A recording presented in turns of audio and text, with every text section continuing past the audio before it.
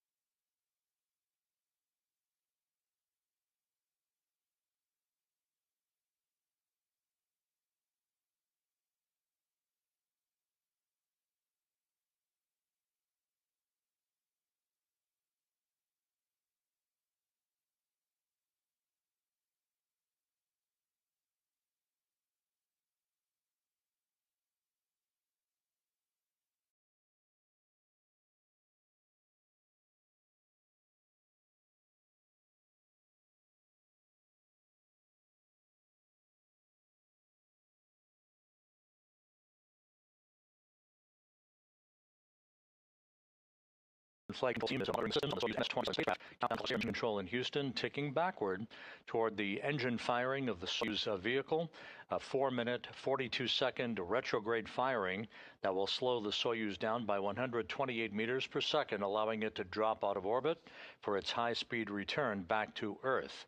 That engine firing, the deorbit burn, is scheduled just 35 minutes and 18 seconds from now. The deorbit burn will begin at 10:09 and 46 seconds p.m. Central Time, 11:09 and 46 seconds p.m. Eastern Time.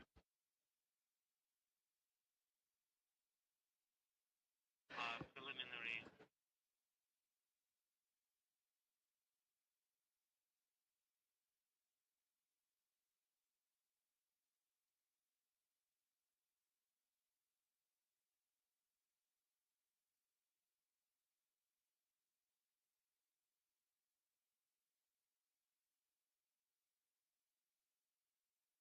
Several hours ago, the departing crew members, NASA's Johnny Kim and Roscosmos cosmonauts Alexei Zabritsky and Sergei Ryzhikov, had an opportunity to say some farewell words from the Zvezda service module, surrounded by their remaining crew members who are still on board the International Space Station, led by NASA astronaut Mike Fink, the new station commander, along with NASA astronauts Zena Cardman and Chris Williams, Kimiya Yui of the Japan Aerospace Exploration Agency, and Roscosmos cosmonauts Sergei Kud-Sverchkov, Sergei Mikheyev, and Oleg Platonov.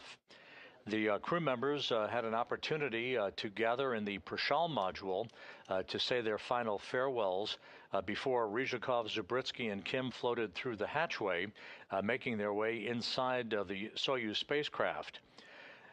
Once they entered the Soyuz spacecraft, the hatch was closed at about 4:30 p.m. Central Time on the Soyuz side, as Kim, Ryzhikov, and Zabritsky began their procedures to conduct leak checks on that side of the docking interface between Soyuz and the Prashal module on the Earth-facing side of the Russian segment of the International Space Station. Once the hatch was closed and those leak checks were conducted and proved an airtight seal at the docking interface, the three departing crew members donned their Sokol launch and entry suits and conducted leak checks on the suits themselves, as well as communications checks with the Russian flight control team in Korolyov. Sergei Ryzhikov, the veteran Soyuz commander who is strapped into the center seat of the three-section Soyuz spacecraft in the descent module, has used the call sign Favore, that is named after a mountain range in Russia. He will be communicating during the descent of the Soyuz back to the landing site in Kazakhstan, talking back and forth with the Russian flight controllers as long as there is communications capability between the spacecraft and the Russian control center. At some point shortly after the deorbit burn, the Soyuz will pass out of communications range, reliable communications range of the control center that is normal at a distance of some 128 kilometers. But Ryzhikov already has been instructed to continue talking and providing updates on the condition of the crew, the performance of the spacecraft as they make their way towards the landing site in Kazakhstan to the southeast of the town of Zhezkazgan.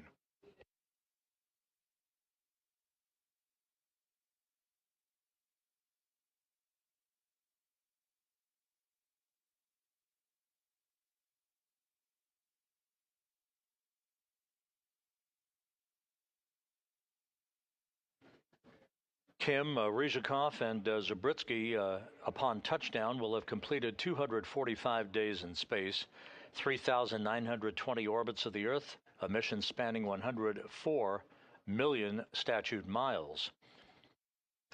Of course, this wraps up the first flight into space for both Kim and Zabritsky. For Ryzhikov, he is concluding his third flight into space and a total of 603 days away from the planet, good for 13th place on the all-time endurance list.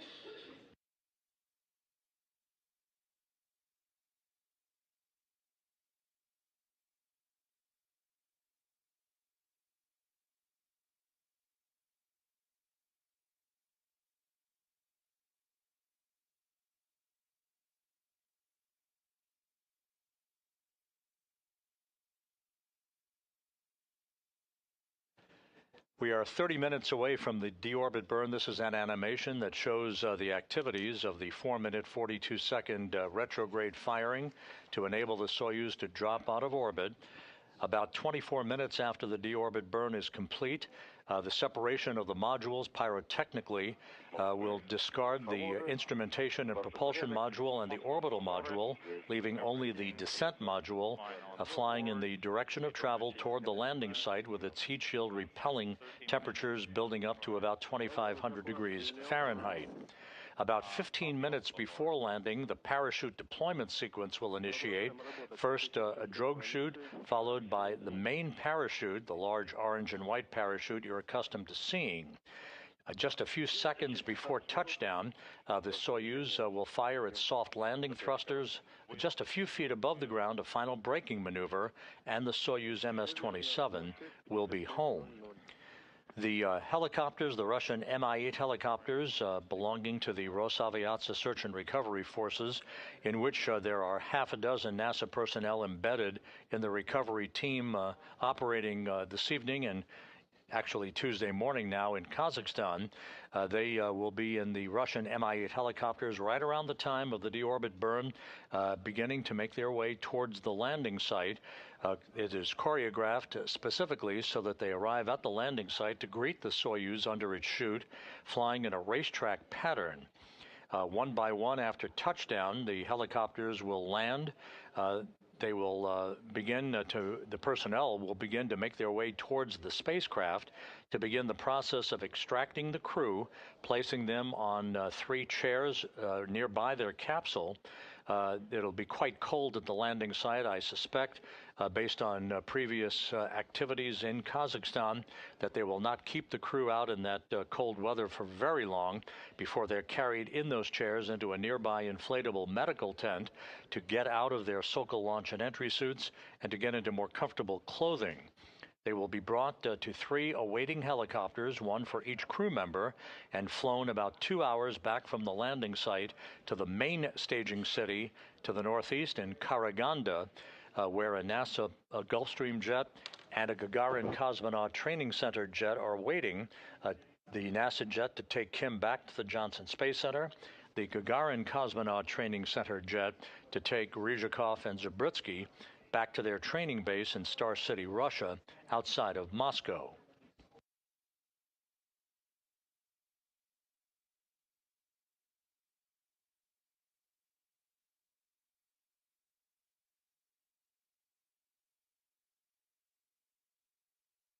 With the undocking of the Soyuz,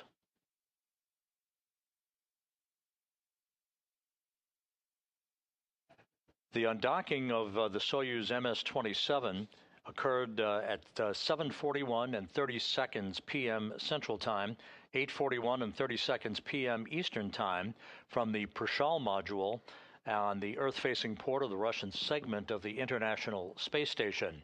The docking was flawless. About a minute and a half after the undocking, the first of two separation burns by the Soyuz thrusters was conducted. First an 8-second burn, followed about a minute and a half later by a 15-second burn that accelerated the Soyuz separation rate away from the International Space Station, ultimately placing it at a distance of about 41 kilometers away from the station where it currently resides, as we stand by for the initiation of the deorbit burn just 26 and a half minutes from now.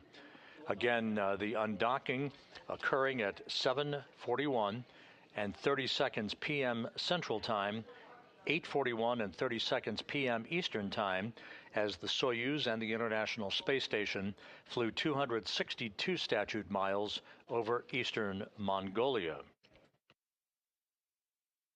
At the time of undocking, Expedition 73, the increment 73 on the International Space Station, for which Ryzhikov was commander for most of its time, that came to an end officially, and Expedition 74 began. There's the crew now on board the station. On the upper left-hand corner, the new station commander, NASA's Mike Fink, joined in the top row by NASA's Zena Cardman, Kimiya Yui of the Japan Aerospace Exploration Agency, and Oleg Platonov of Roscosmos. Those four will be coming back to Earth in a couple of months on a SpaceX Dragon vehicle. And on the bottom, the newly arrived Soyuz crew of Soyuz MS-28, Roscosmos's Sergei Kud-Sverchkov, NASA's Chris Williams in the center, and Roscosmos's Sergei Mikheyev on the lower right-hand corner. So Expedition 74 now formally underway on the International Space Station.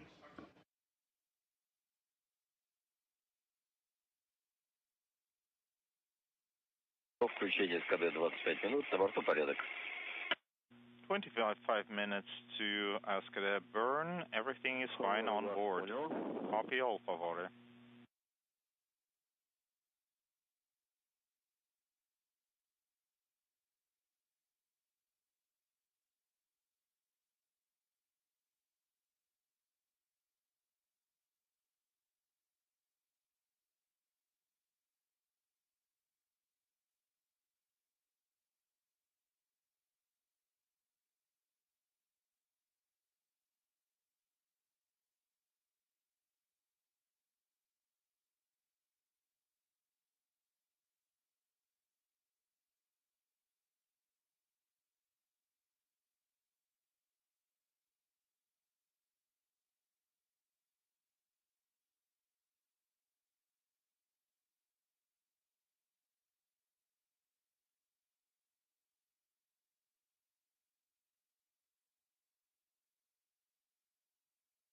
Once again, if you're just joining us, we are just about 23 minutes and 40 seconds away from the engine firing on the Soyuz vehicle, the deorbit burn that will begin the journey home from orbit for NASA's Johnny Kim and Roscosmos cosmonauts Sergei Ryzhikov and Alexei Zabritsky.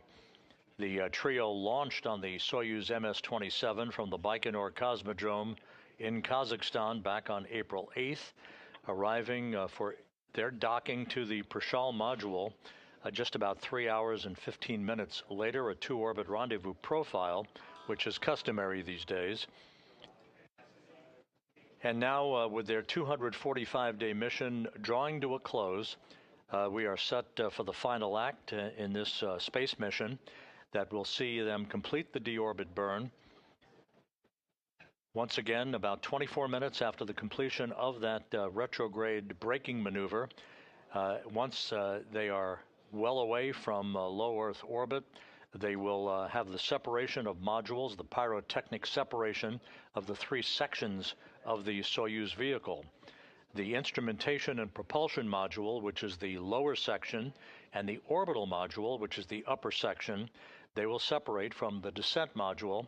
That's the center section that the crew is strapped into their seats in, with Kim in the far right seat as board engineer number 2, Ryzhikov, the Soyuz commander, in the center seat, and to his left is Alexei Zabritsky, board engineer number 1. The only portion of the Soyuz that survives the module separation and returns to Earth is, of course, that descent module with the heat shield facing the direction of travel to repel the temperatures that will build up around the spacecraft of some 2,500 degrees Fahrenheit. 3 minutes after the module separation, the Soyuz will reach the first traces of Earth's atmosphere at an altitude of some 425,000 feet. That will be at 10:41 p.m. Central Time, 11:41 p.m. Eastern Time. The 3 crew members will begin to feel the first effects of Earth's gravity in over 8 months at that point. Just about a minute and a half after entry interface is the beginning of the buildup of plasma around the spacecraft. This is the ionization effect that creates essentially a fireball, with the heat shield repelling those high temperatures as it barrels toward the landing site in Kazakhstan. That plasma regime lasts for about 5 minutes in duration. We do expect to have choppy and sometimes intermittent communications capability between the Russian flight control team in Korolyov and the crew on board the Soyuz spacecraft. First, because of the distance, the geometric distance between the Soyuz and the International Space Station antennas, and then ultimately because of the heat buildup, that heat plasma buildup around the spacecraft itself. So if we don't hear from the crew, there's no cause for concern. This is typical, but to be expected, intermittent communications until the spacecraft exits that plasma regime, when maximum G loads of about 4 to 5 Gs build up against the crew just prior to the command to open the parachutes. Once the vehicle is within the neighborhood of the landing site, both voice and telemetry will be relayed through an airborne Antonov 26 spacecraft that is essentially a flying relay station, sending both data and voice back to the Russian flight control team outside of Moscow. Moscow, Pavore, less than 20 minutes to escape burn, and 5 minutes to transitioning to orbital memory. Copy all, Pavore. That's correct.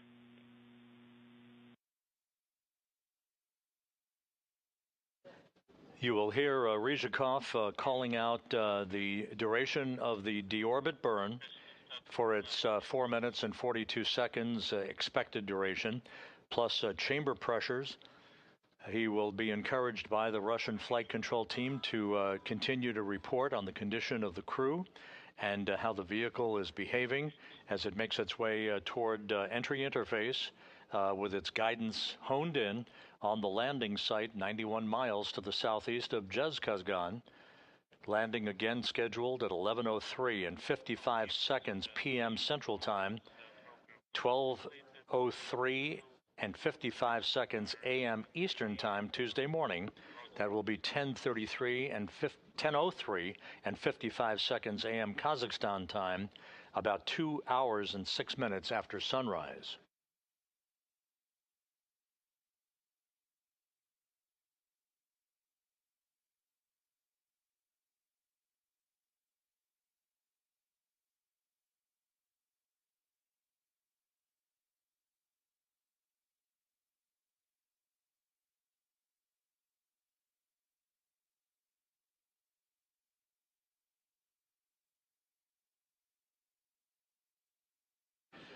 In our previous broadcast, I had an opportunity to explain that parachute deployment sequence that occurs about 15 minutes before touchdown. It's probably worthwhile, while we have a moment here, to recap that once again. For the Soyuz spacecraft, the parachute deployment sequence is triggered by a barometric pressure sensor at an altitude of 41,000 feet. At this point, the main parachute cover is jettisoned by pyros and springs, pulling out two extraction chutes, which in turn pulls out the drogue chute. That in turn pulls out the main chute. This all takes about 20 seconds to occur. Then, at an altitude of 21,300 feet, another barometric pressure sensor starts a timer, triggering most of the remaining events in the landing sequence. At an altitude of just 18,000 feet, commands are issued to jettison the heat shield, inhibit the entry thrusters, and to open valves to vent all the hydrogen peroxide fuel for the entry thrusters and oxygen in the life support system tank. On previous Soyuz landings, when we've had clear visibility, you've seen a white vapor emanating from the Soyuz spacecraft. That is normal. I'm not sure we'll see it tonight because of the overcast skies at the landing site. But that white vapor is a combination of hydrogen peroxide and oxygen venting into the air. The purpose of this is to safe the vehicle for landing. The Rosaviatsa search and recovery teams do not want hazardous gases to remain in those tanks when the soft landing thrusters fire just a second or two before touchdown, and the vehicle has executed one final braking maneuver. This way, the ground support team can approach the vehicle immediately after touchdown without any hazardous materials to contend with as they began the process of extracting the crew from the descent module itself.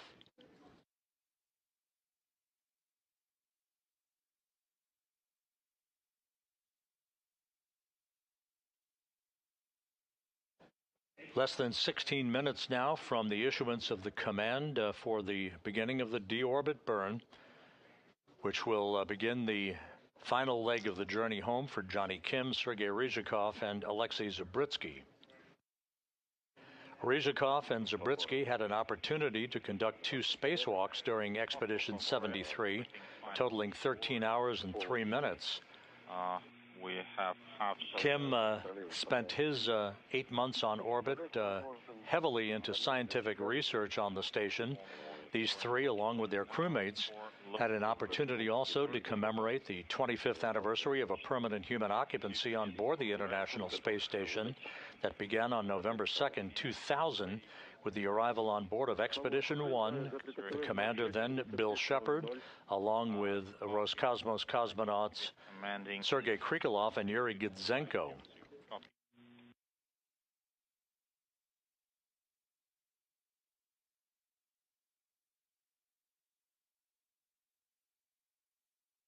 The returning crew also saw the arrival of 9 visiting vehicles and the departure of 6 visiting vehicles during their 245 days on board the orbital outpost. 500, rises sensor indicator is not lit.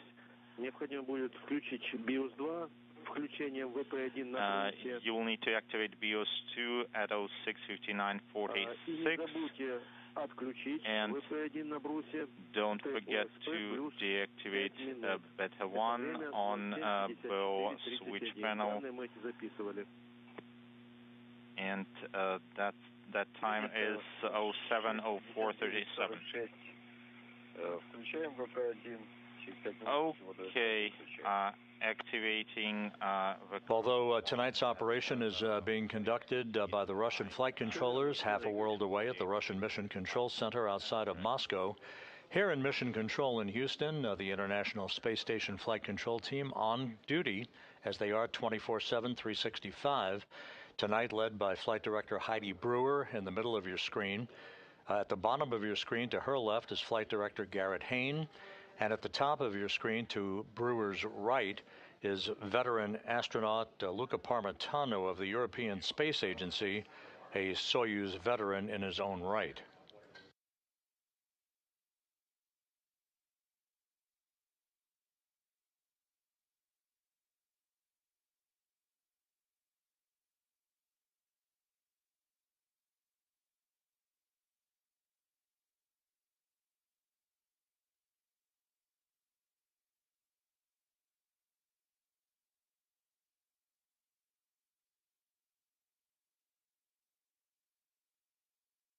The Russian flight control team reports that all of the Soyuz systems are in excellent shape. As we are just about 12.5 minutes away from the initiation of that deorbit burn. Once again, this is a retrograde braking maneuver of 4 minutes and 42 seconds in duration to slow the Soyuz down by 128 meters per second, allowing it to drop out of orbit for its 54-minute ride back into the Earth's atmosphere and a parachute-assisted landing on the steppe of Kazakhstan, 91 miles to the southeast of the forward staging city of Zhezkazgan. Light snow reported in the area, temperatures around 21 degrees Fahrenheit.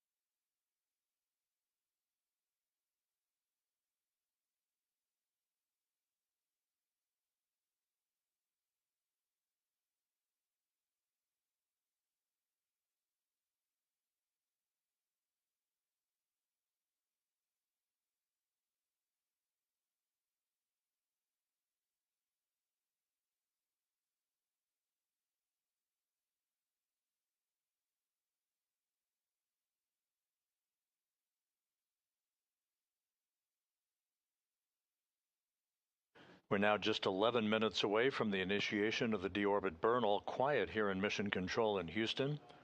All quiet on the loops between the Russian flight controllers and the Soyuz spacecraft.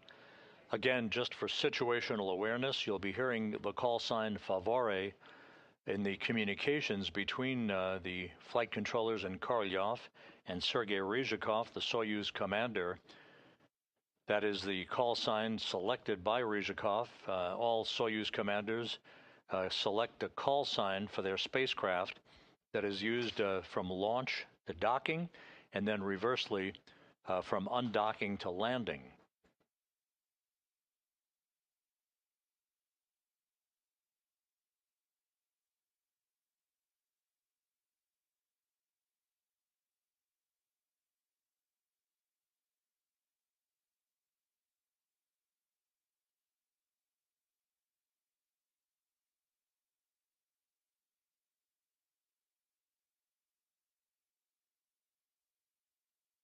Moscow Favore at 06:59:46.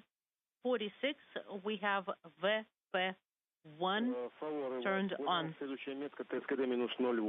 Copy. VP1 is on. That's going to be pilot site. And your next reference point will be TIG -8. Copy.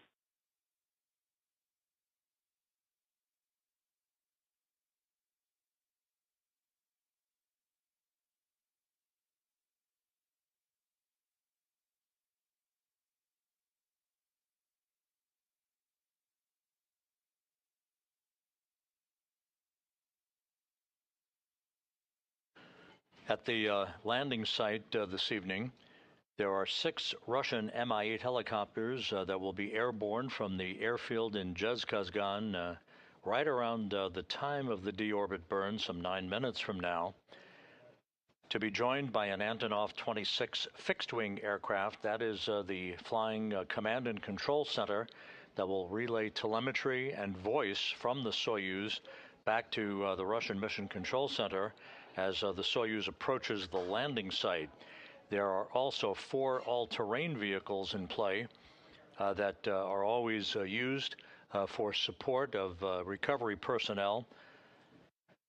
Further to the southwest, near the Baikonur Cosmodrome at the Kryiny airfield, there are 2 Russian Mi-8 helicopters as well, in the highly unlikely event that the Soyuz would move into a ballistic trajectory, meaning a technical problem that would trigger a ballistic landing, a shortfall, if you will, of some 400 kilometers short of the landing site itself. Confirm. However, that is, of course, not expected this evening. We expect an on-time arrival of the 3 crew members at the nominal landing site just to the southeast of the town of Zhezkazgan. TIG. Т-3 подготовили. We have A3 ready, and we are sending the command. All right, TSABO is off.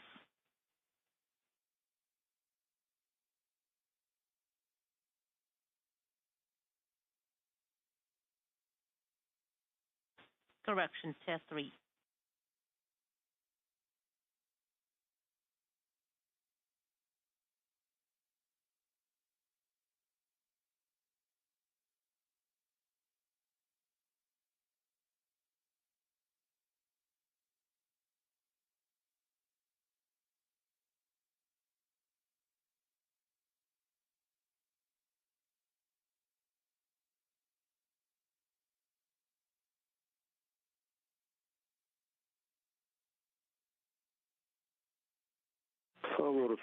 Favore, MCC Moscow. Continue working for page 56. The next reference point is going to be TIG minus 1 minute. Copy, we're standing by. Favore, just as an FYI, even if we do not respond, please provide a running commentary. Copy.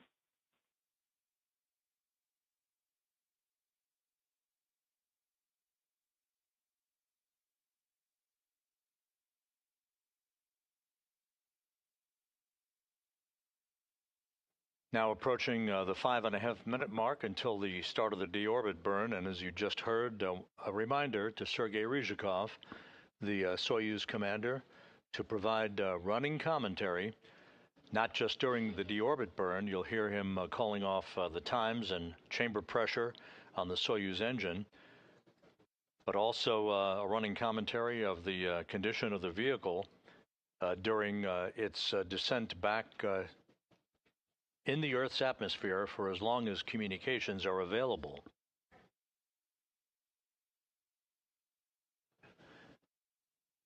About 10 seconds after the completion of the deorbit burn, the upper section of the Soyuz, that's the bulbous orbital module section, will be automatically depressurized to vacuum. That sets the stage for the separation of the 3 sections of the Soyuz. That is scheduled at 10:38 and 4 seconds p.m. Central Time, 11:38 and 4 seconds p.m. Eastern Time.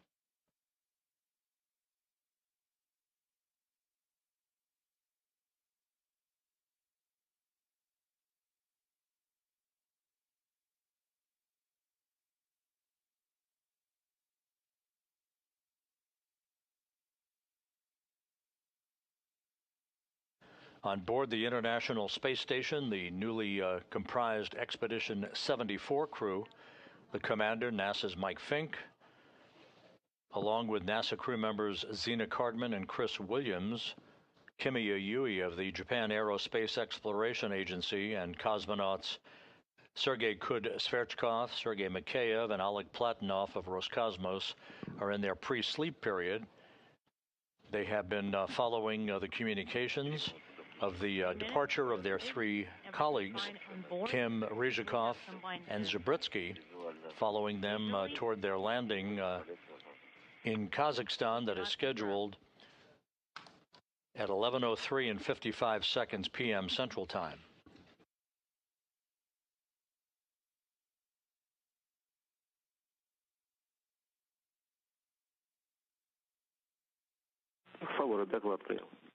Favore, please provide a running commentary.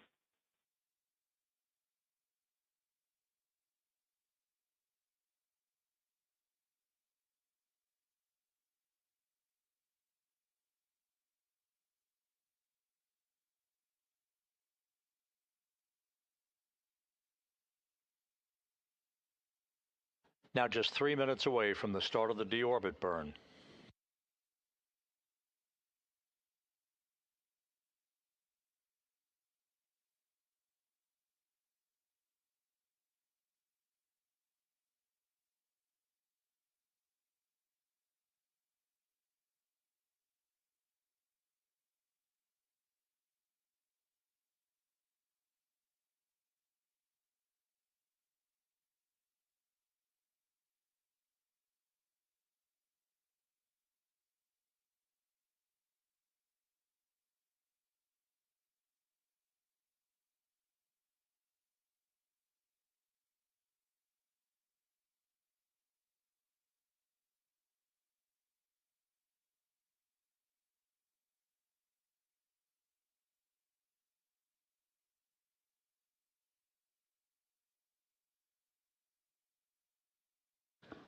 This is Mission Control Houston. If you're just joining us, we're 2 minutes away from the deorbit burn, the retrograde engine firing by the Soyuz MS-27 spacecraft to begin the journey home for NASA's Johnny Kim and Roscosmos cosmonauts Sergei Ryzhikov and Alexei Zabritsky. Everything is in readiness for the start of the burn that will last 4 minutes and 42 seconds in duration.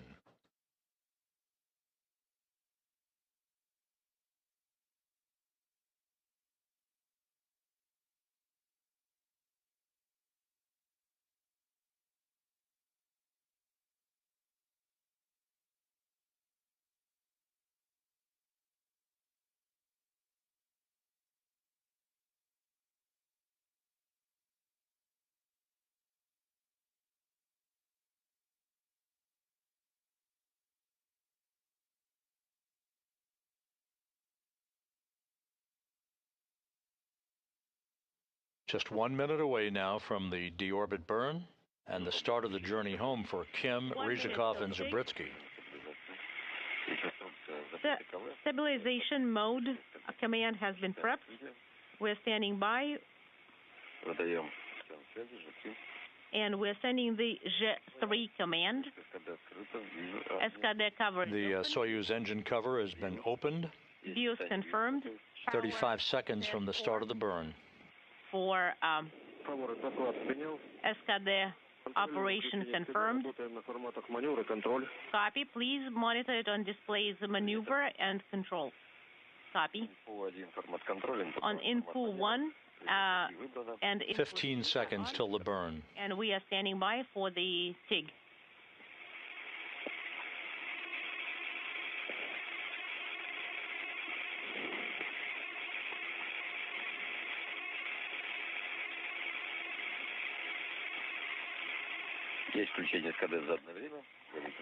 TIG activation confirmed. And the deorbit burn is confirmed and underway. 4.3 in 10 seconds.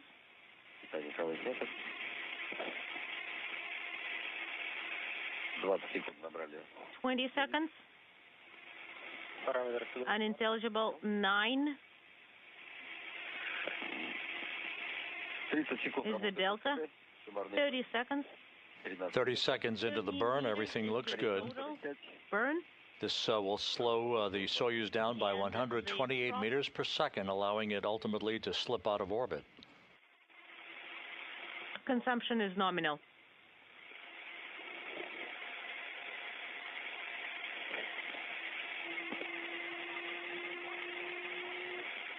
One minute now into the 4-minute, 42-second burn.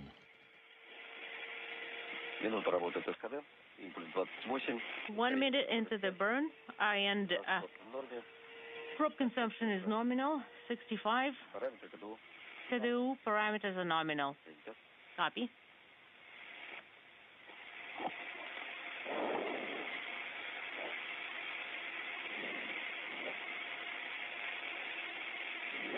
"90 seconds into the burn, everything looking good. 1 minute, 30 seconds. Burn is 40, and acceleration is 0.45. Prop consumption is nominal. Continue monitoring.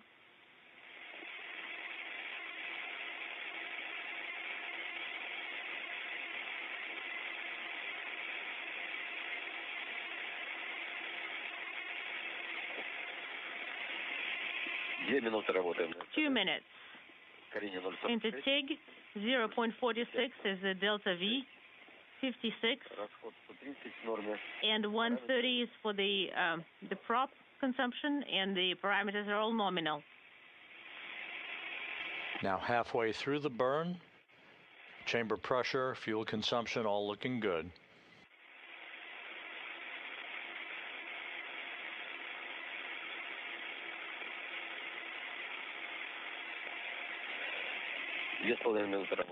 Two minutes into TIG,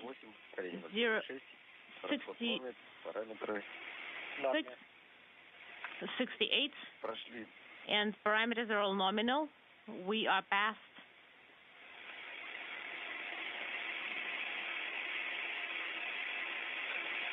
Проходим Дельта В спусковой 1.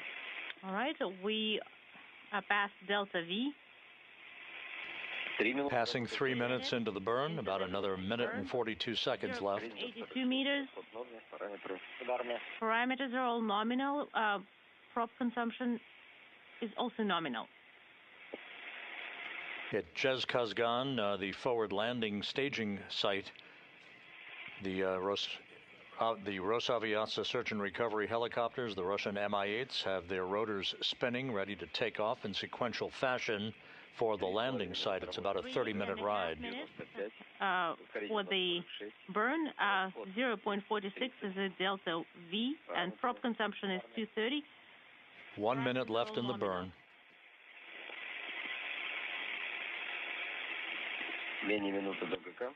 All right, we have less than 1 minute till GK command, main engine cutoff command.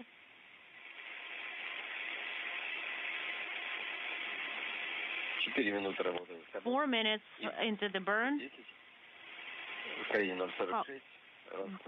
0.46 is the Delta V. Параметры. 256 is the prop consumption. All parameters are nominal. 4 minutes, 20 seconds into the burn.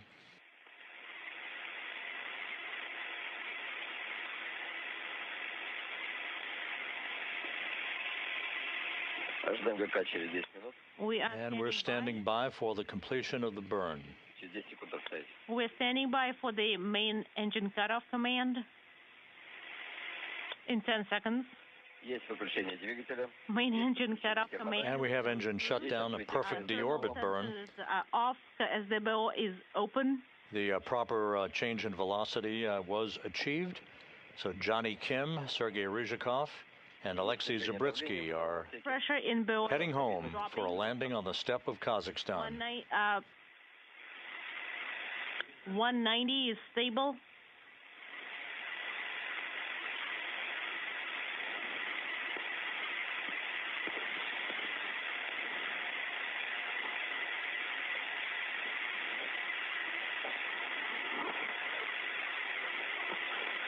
Тут Москвы как приняли? Moscow, how copy? Штатно.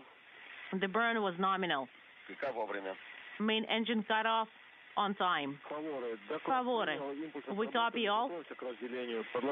Get ready for the separation. Work for page 62.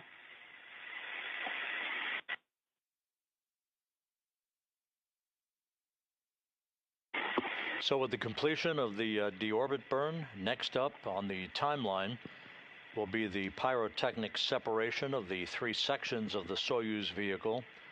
That is expected about 23 minutes from now at 10:38 and 4 seconds p.m. Central Time, 11:38 and 4 seconds p.m. Eastern Time. And with the completion of the burn, the depressurization of the upper section of the Soyuz, the orbital module, is underway, setting the stage for that module separation event.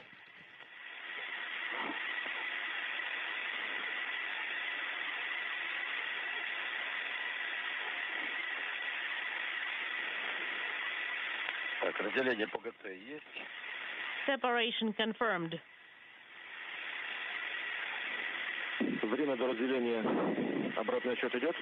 Do you have the countdown till separation?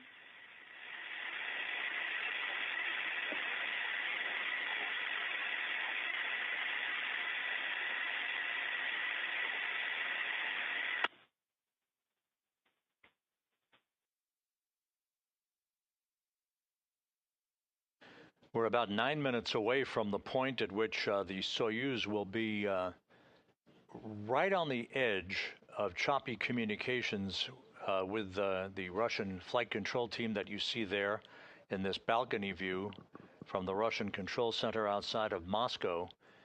The far range of reliable communications is about 128 kilometers.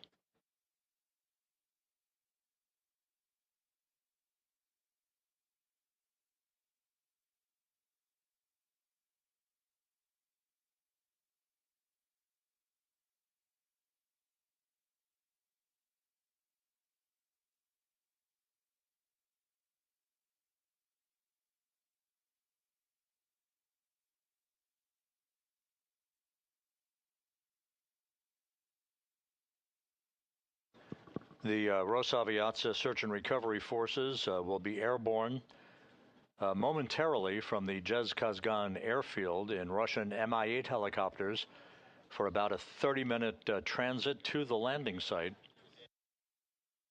arriving in sequential fashion in a racetrack oval-shaped pattern around the landing site itself, awaiting the arrival of the Soyuz under its large orange and white main parachute.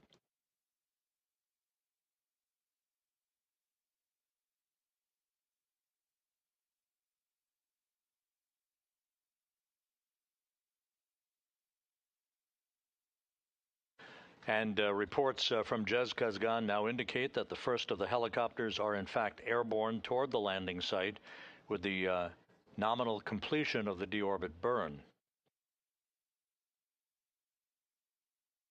We expect overcast skies once we have video from the landing site. Earlier this evening, there were reports of some light snow flurries. The temperature at the landing site, 21 degrees Fahrenheit.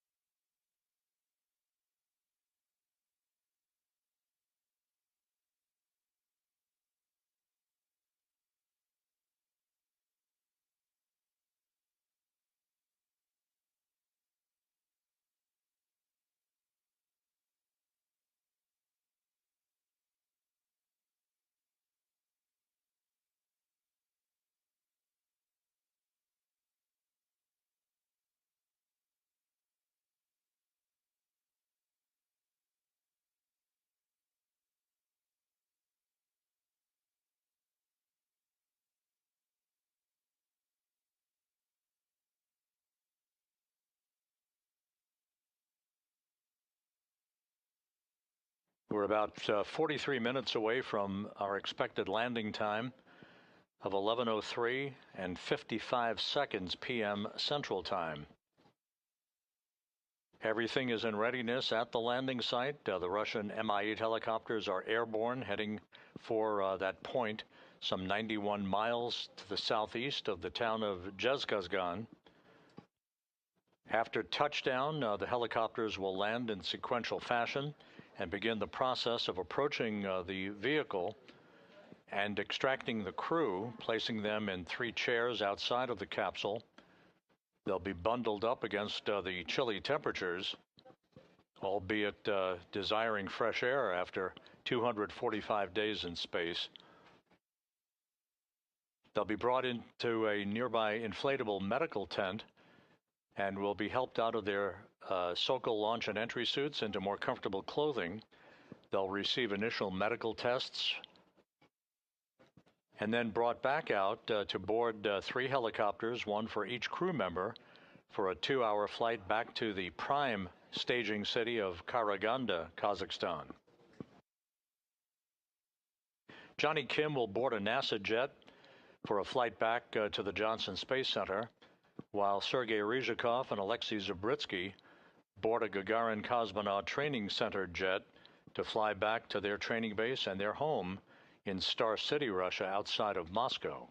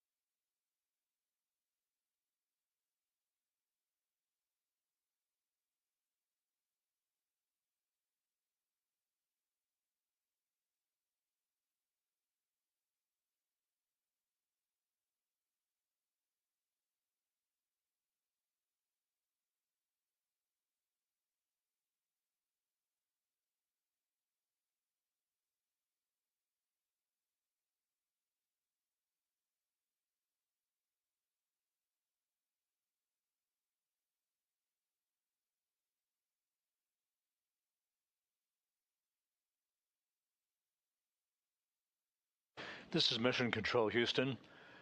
We are beyond the point of the deorbit burn that was nominal, a 4-minute, 42-second retrograde braking maneuver, enabling the Soyuz to begin its trek out of low Earth orbit back through the Earth's atmosphere toward its landing site 91 miles to the southeast of the town of Zhezkazgan. We're about 39 minutes away from our anticipated touchdown of the Soyuz, bringing Johnny Kim, Sergei Ryzhikov, and Alexei Zabritsky home after 245 days in space and a journey of almost 104 million statute miles. That is the equivalent of about 208 round trips to the moon.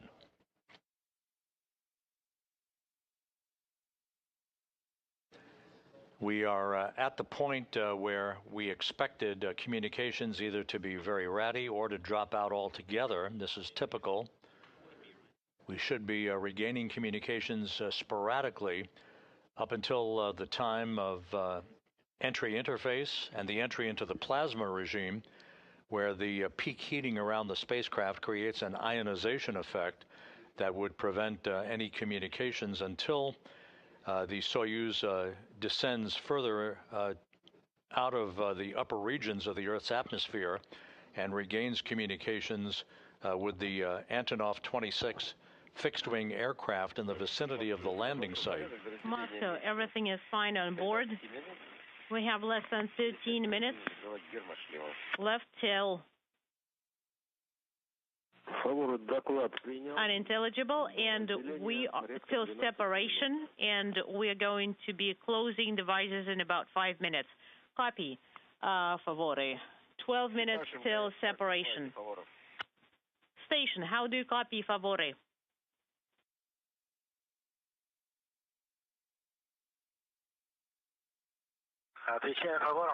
Go ahead, favore. Sergei, we are doing fine on board. We are done with the burn. Moscow is not responding, so probably we're just not getting through. Could you please let them know that everything's fine on board? And thank you so much, guys, for your hospitality. We are doing good. And we'll let the mission control know. МКС ШУПа Москвы для Сергея Рыжикова слышали их доклад. Импульс отработали до разделения. MCC Moscow confirms that we did copy your last message and that there will be about 12 minutes till separation.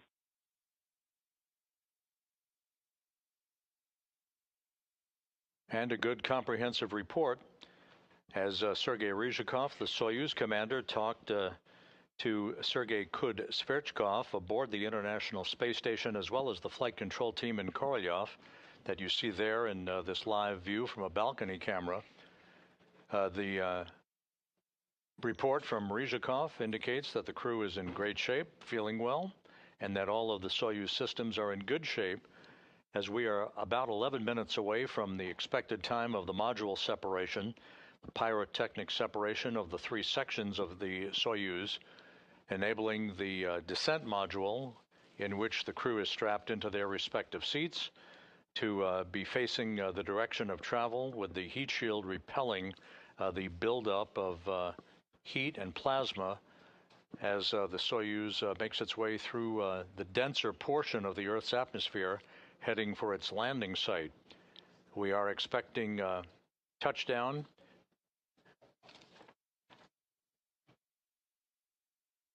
at 11:03 and 55 seconds p.m. Central Time,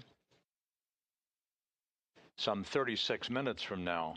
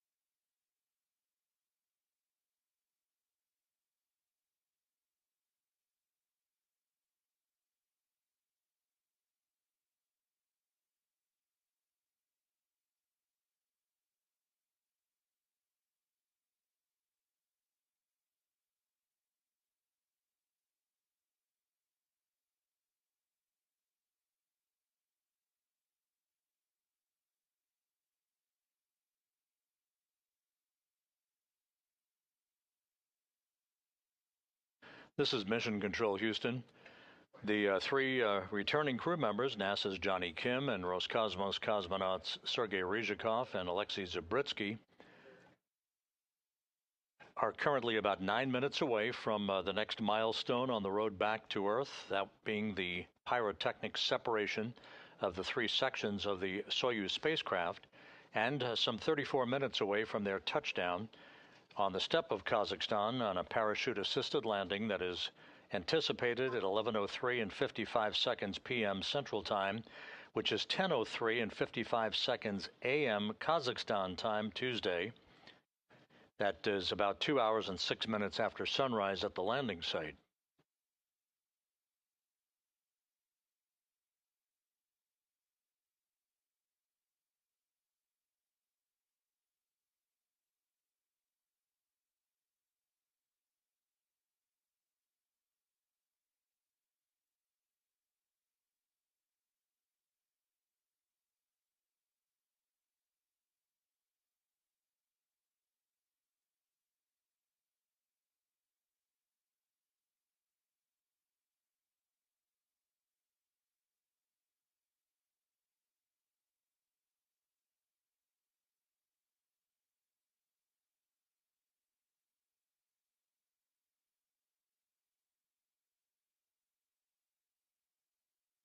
With the departure of the Soyuz vehicle, with the undocking occurring at 7:41 and 30 seconds p.m. Central Time this evening, the Expedition 74 increment got underway officially under the command of NASA's Mike Fink, joined on board by NASA's Zena Cardman and Chris Williams, Kimiya Yui of the Japan Aerospace Exploration Agency, and Roscosmos cosmonauts Sergei Kud-Sverchkov, Sergei Mikheyev, and Oleg Platonov.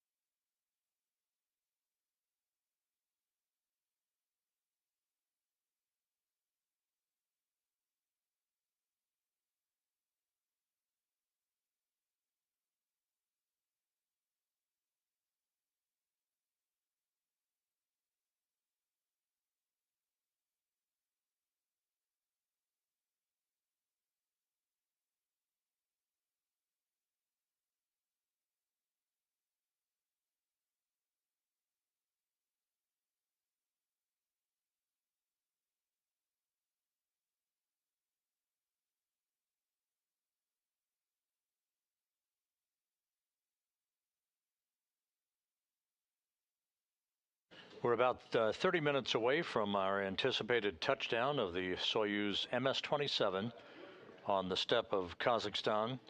The Russian Mi-8 helicopters are all airborne from the Zhezkazgan airfield, heading toward the landing site. They will arrive in the vicinity of the landing site shortly before the Soyuz does, forming a racetrack pattern around the site itself, so that they have a clear view of the Soyuz under its orange and white main parachute prior to touchdown, at which point the helicopters will begin to descend fairly rapidly in sequential fashion to allow the technicians from RSC Energia, the search and recovery teams, to begin the work to make sure the vehicle is safe and to begin the process of extracting the crew one by one.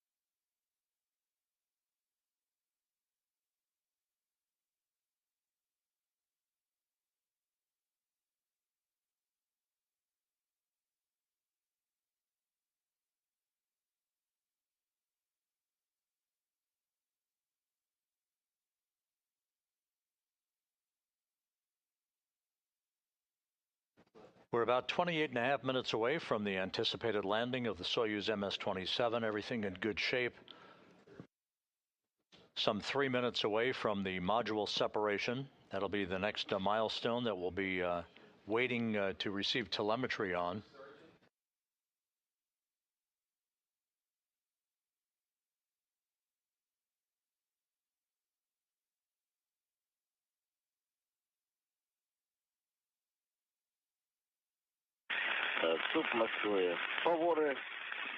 Moscow, Pavory. We started the separation program. We have controlled descent. We have automatic controlled descent mode. Copy all, Pavory. Everything is fine on board.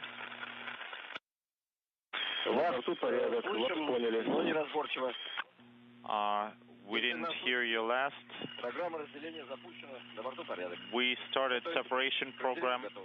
We are ready for separation and everything is fine on board. Copy all. Continue providing running commentary. And good reports from Sergei Ryzhikov, the Soyuz commander, who's in the center seat of the descent module, flanked to his left by Alexei Zabritsky, and on his right, NASA's Johnny Kim.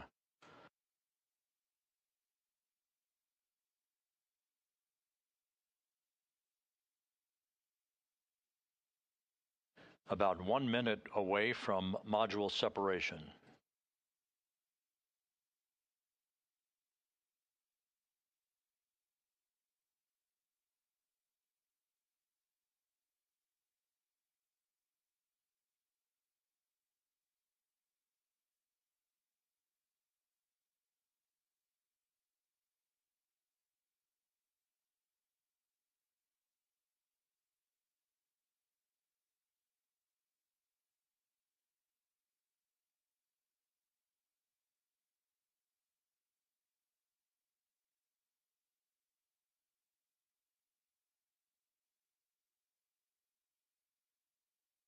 That module separation, which is imminent here, occurs at an altitude of 87 miles.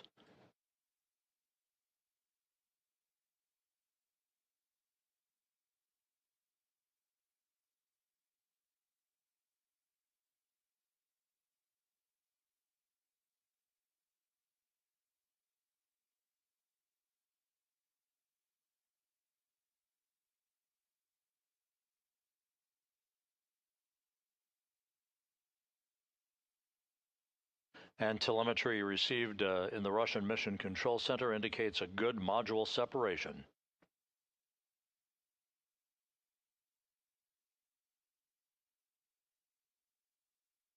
So the descent module with the 3 crew members strapped into their respective seats, now flying free of the other 2 sections. The heat shield on the descent module with the crew inside facing the direction of travel, as we are less than 3 minutes away from the vehicle and the crew reaching the first traces of the Earth's atmosphere.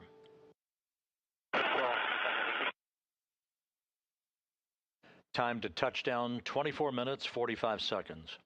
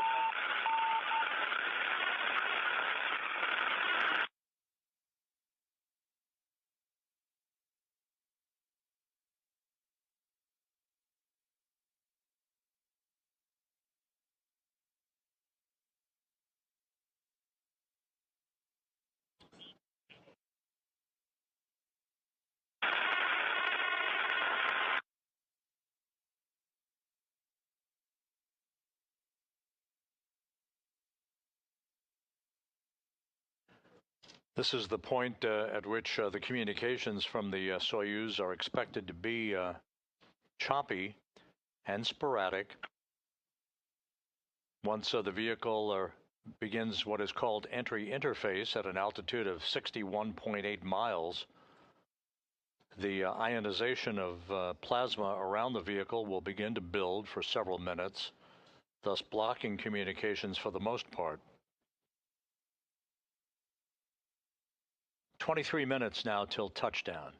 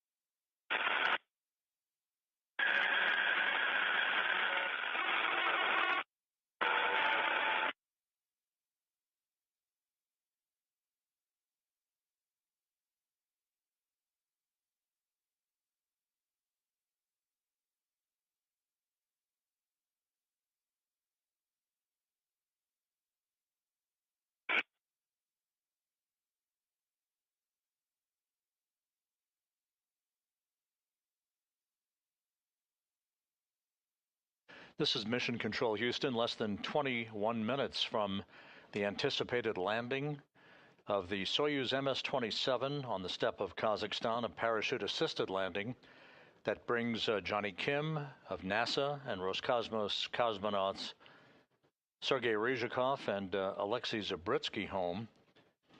All of the events throughout the course of the afternoon and evening have gone perfectly.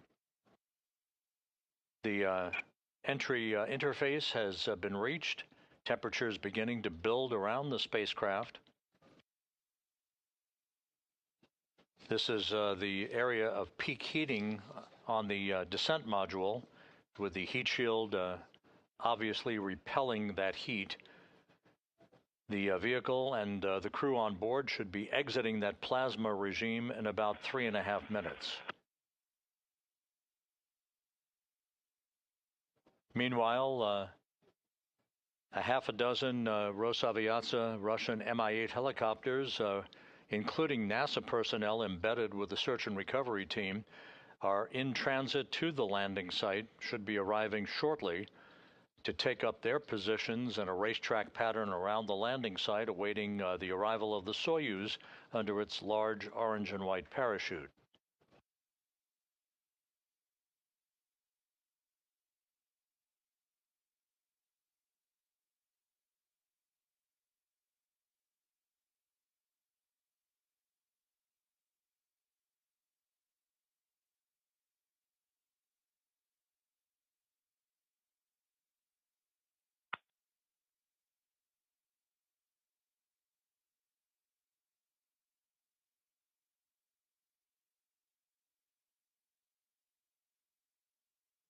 Johnny Kim and Alexei Zabritsky coming home, completing their first flights into space, respectively. 245 days in space, 3,920 orbits of the Earth, a journey of almost 104 million statute miles. For Sergei Ryzhikov, this is the completion of his third flight into space, and a total of 603 days away from the planet, good for 13th on the all-time endurance list.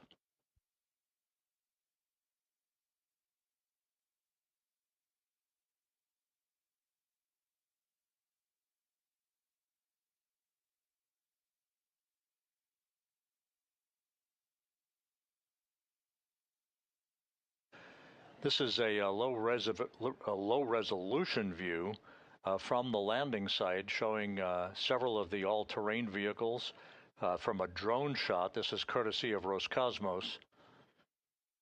We will be getting additional video as the vehicle is approaching the landing site during its descent. But again, you get the idea. Partly cloudy skies, temperatures about 21 degrees. There is snow on the ground, not considerable amount of snow, but a drone shot of some of the all-terrain vehicles that are part of the Rosaviatsa search and recovery forces.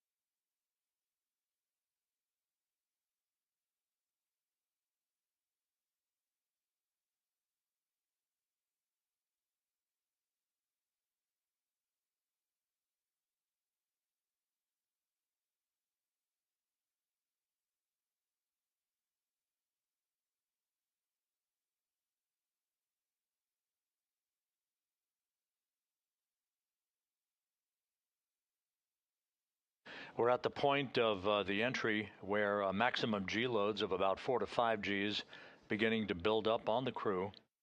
They're about 20 miles in altitude.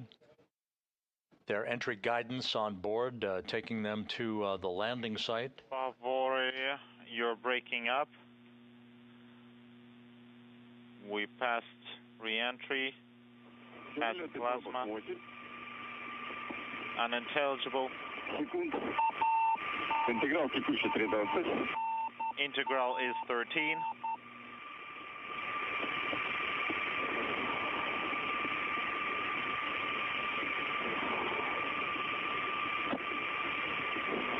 You heard for just a moment there some communications from the Soyuz. Type of descent. Automatic controlled descent. 8 seconds is the atmospheric miss. Copy. Маркер ниже кривой, интеграл 12. Marker below the curve. Integral is 12. How are you feeling? We are feeling fine. Copy. Ожидаем через минуту. Okay, expecting main should deploy in 1 minute. And you heard that report from Sergei Ryzhikov. The vehicle is out of the regime of the high heat peaking on the vehicle. The crew is feeling well.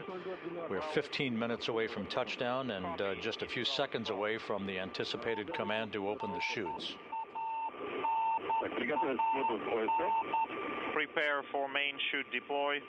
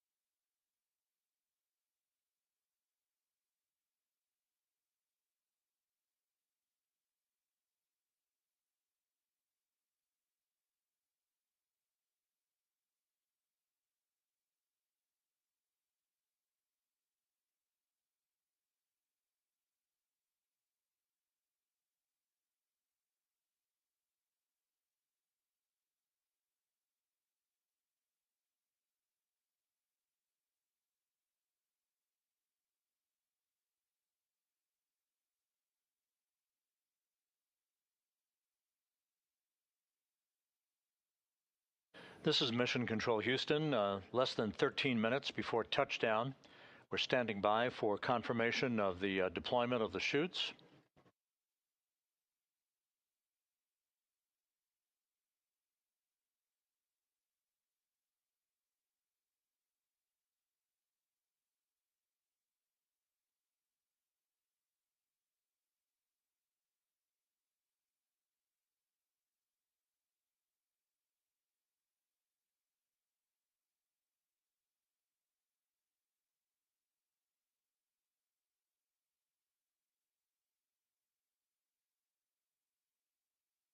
All of the descent events for the Soyuz and its 3 crew members have gone normally.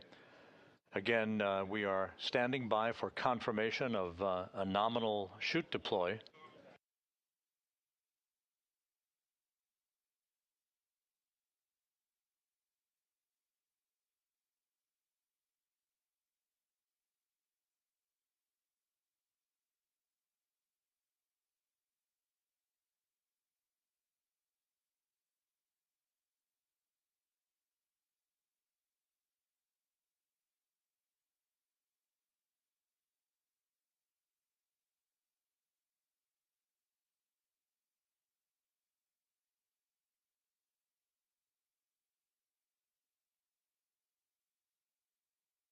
The parachutes should have deployed by now, and we are expecting confirmation of that momentarily. The communications, as expected, somewhat sporadic between the Soyuz and the Antonov 26 at the landing site, that is the Flying Command and Relay Station, sending back communications and telemetry to the flight control team that you see there in the Russian Mission Control Center.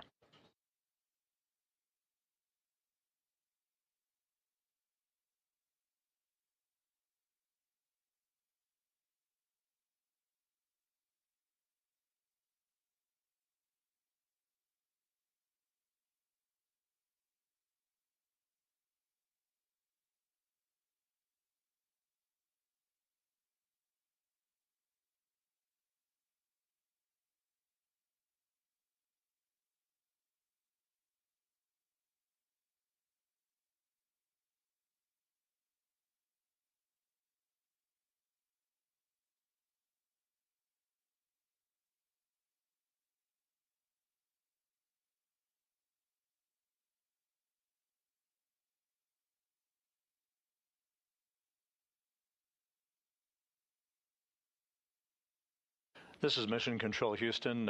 We have received information from the Russian Control Center that the Antonov 26 at the landing site has visual confirmation of the Soyuz under its large orange and white main chute. We're still awaiting video from the landing site, but we do know that the Soyuz is now descending under its parachute, 9.5 minutes until touchdown.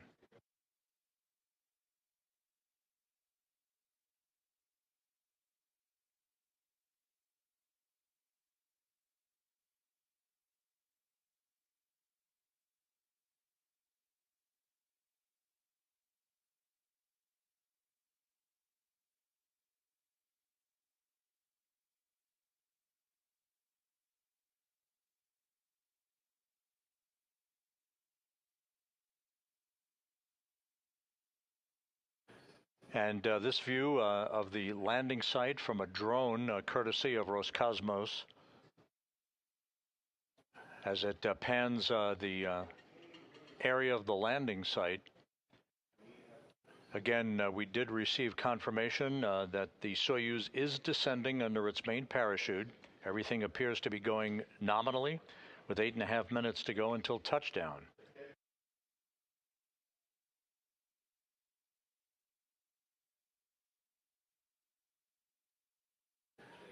The temperature at the landing site is about 21 degrees, and now we're getting our first view of the Soyuz. Hazy, cloudy skies, but you can see the chute.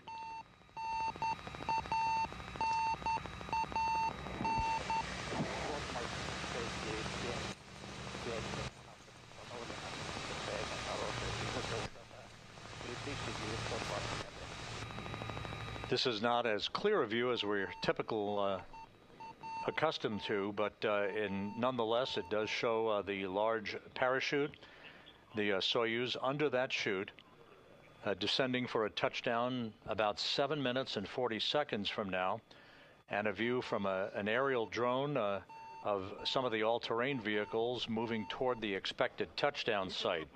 We are expecting landing just a few seconds before 11:04 p.m. Central Time. Altitude. Once again, the skies cleared somewhat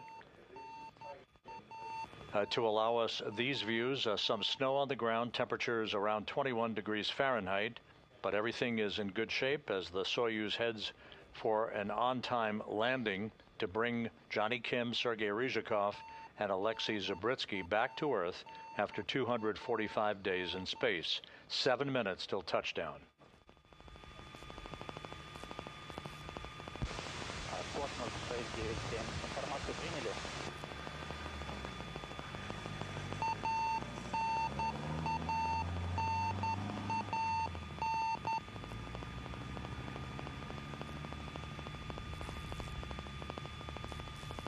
ПСС, фаворы, высота 3000. 3000 altitude. Ветерочек у земли, не подскажете? What about the wind? 240 градусов до 340 degrees. 11 принято.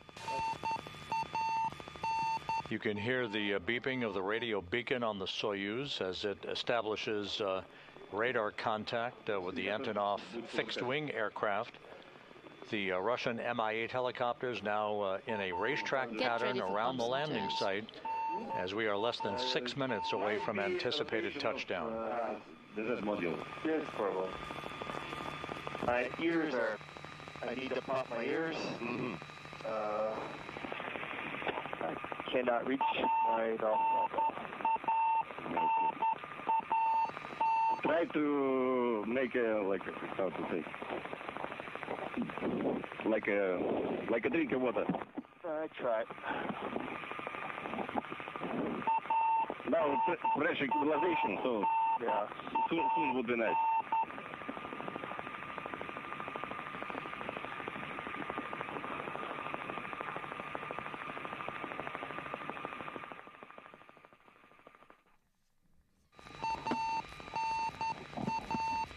Now just 5 minutes away from touchdown. Again, this view of one of the all-terrain vehicles, part of the complement of vehicles supporting the recovery of the Soyuz MS-27 crew, just minutes away from touchdown.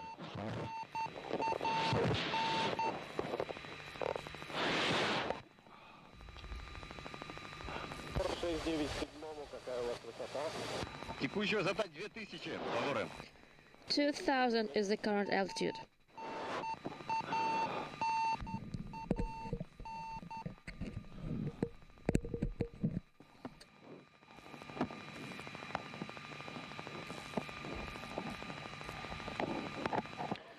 The Soyuz about 2 kilometers above the ground. There is a voice contact between the search and recovery forces and the spacecraft. Everything looking good. 4 minutes until touchdown. Keep patient, hold on. Okay. I just don't want to pop.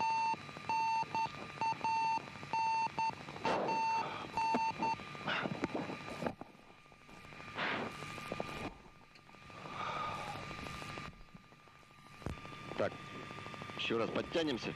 Еще раз проверим на коленнички. One more time, check your knee pads. Проверил, подтянуто. ПСС, фаворы, высота 1500. All tightened. The altitude right now is 1500. Johnny? Yes. A little bit tight. Yes, that's enough.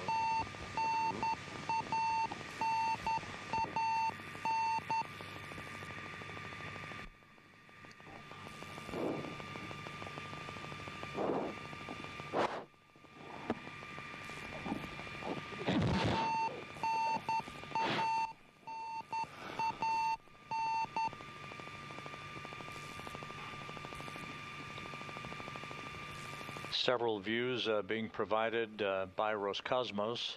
This again a drone video of two of the all-terrain vehicles moving into position near the expected touchdown point. It's cloudy. I don't see you just yet. What's the altitude? Close to 1,000. Copy. So about 1,000 meters above the ground now, according to the report from Sergei Ryzhikov. The Russian Mi-8 helicopters are in position, flying over the landing site, as is the Antonov 26 fixed-wing Check aircraft. The top, please.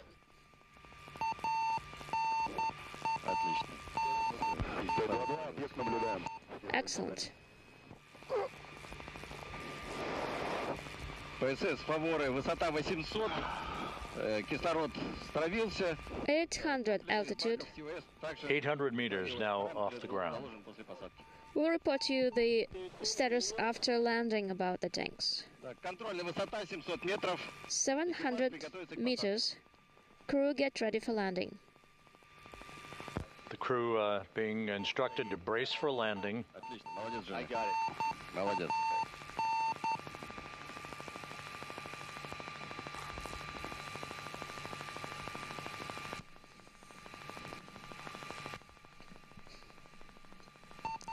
метров. 500 meters. Руки скрестили. Hand on body. Yeah. And don't talking. Keep mouth closed.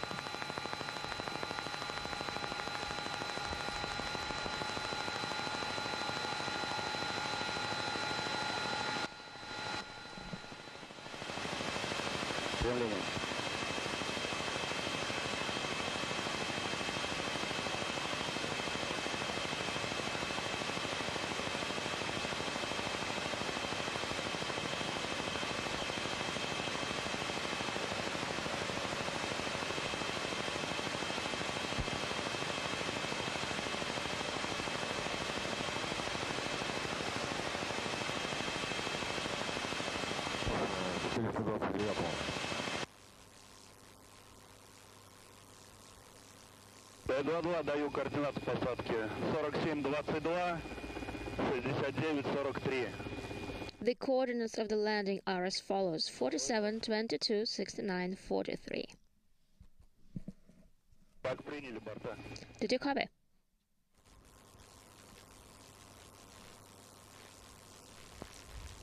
Второй наблюдаешь?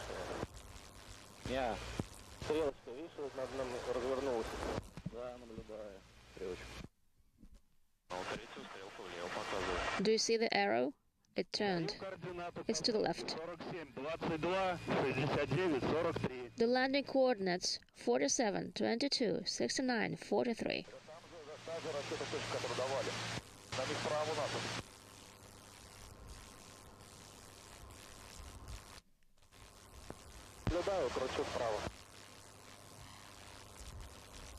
I see it. I turn to the right.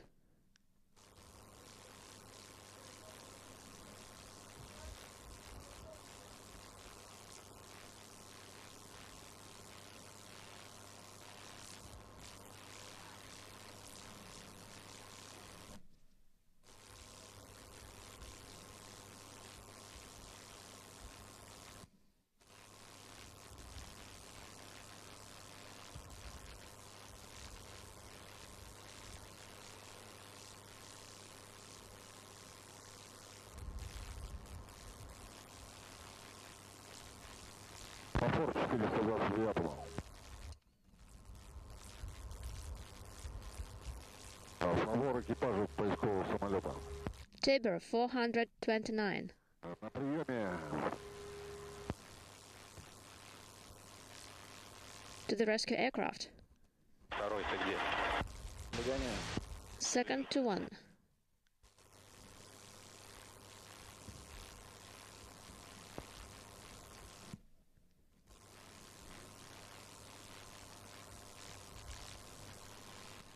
This is Mission Control Houston. Although we did not see the landing itself, the search and recovery forces called out landing coordinates.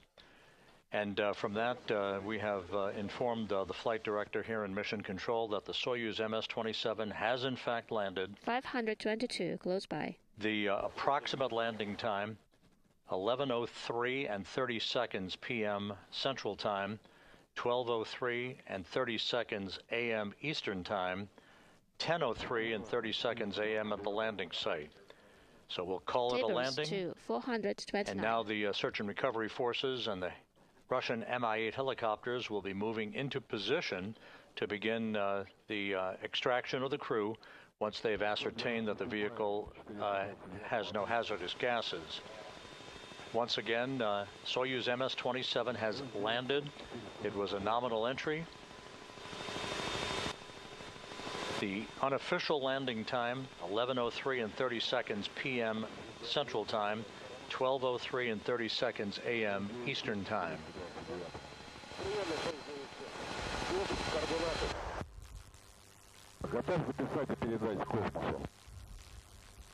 Ready to copy and to transmit.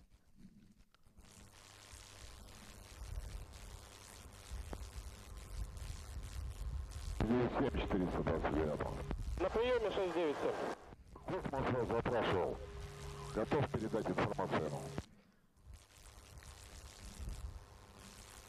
697 is here. Ready to copy. Понял. Nothing to transmit just yet. I have the coordinates that you have relayed. Космос 429.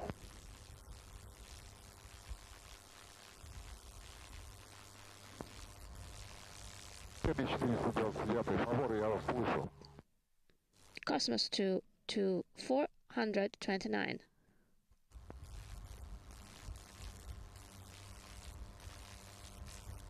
I don't hear you. So, Johnny Kim, Sergei Ryzhikov, and Alexei Zabritsky are home for the holidays after 245 days in space. Having landed 91 miles to the southeast of the town of Zhezkazgan, and there you see on the front screen of the Russian Mission Control Center in Korolyov the Russian words Есть Posадка, they've landed.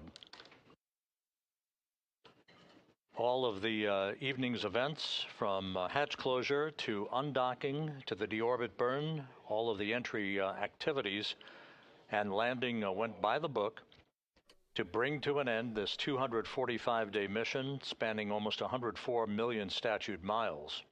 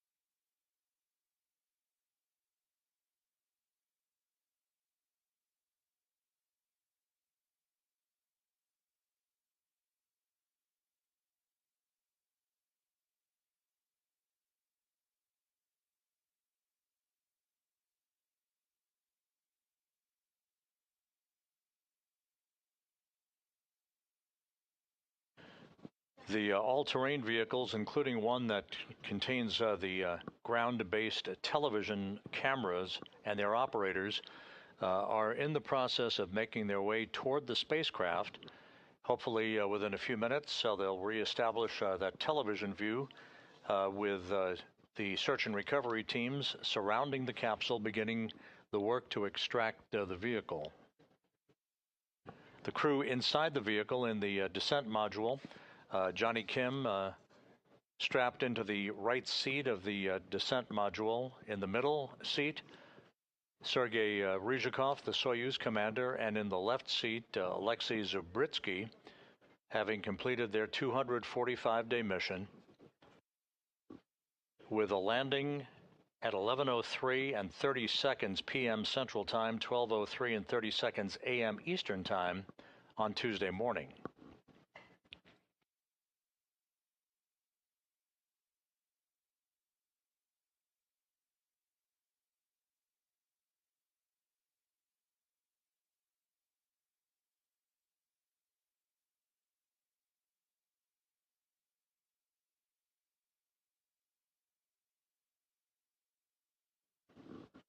Once again, this view from Roscosmos television showing basically a sweeping pan of the landing site.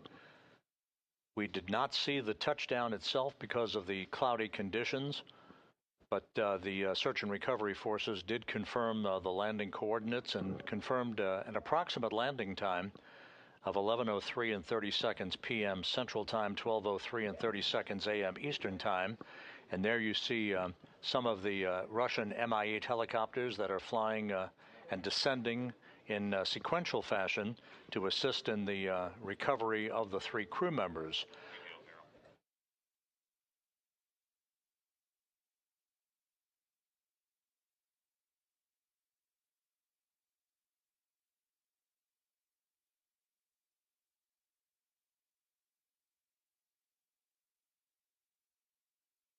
The work now will involve the extraction of the 3 crew members from the descent module.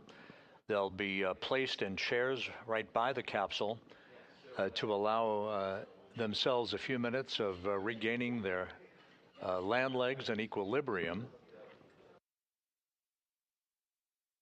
They then will be brought in each of their chairs into a nearby inflatable medical tent to remove their Sokol launch and entry suits, get into more comfortable clothing, and then in turn be brought back to 3 awaiting helicopters, 1 for each crew member, that will take them on a 2-hour flight back to the staging city in Karaganda to the northeast. Johnny Kim will board a NASA plane bound back to the Johnson Space Center in Houston, while Ryzhikov and Zabritsky board a Gagarin Cosmonaut Training Center aircraft for a flight back to their training base in Star City, Russia, outside of Moscow.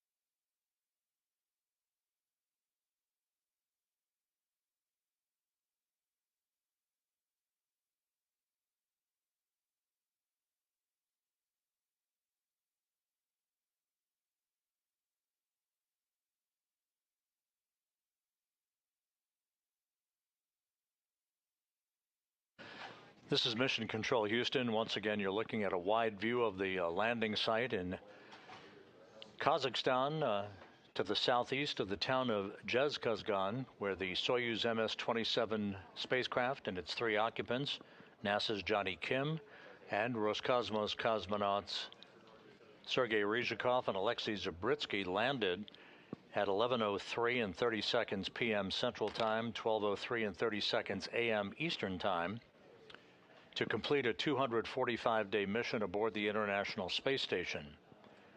All of the entry and landing activities went perfectly. There were very cloudy conditions at the landing site that prevented us from actually seeing the Soyuz descending under its main parachute or the touchdown itself. But the verbal words from the search and recovery forces flying overhead indicated that they had voice contact as well as visual contact of the Soyuz under the chutes, and confirmed the touchdown coordinates that indicated that the touchdown occurred as planned at 11:03 p.m. Central Time, 12:03 a.m. Eastern Time on Tuesday. That would have been 10:03 a.m. at the landing site.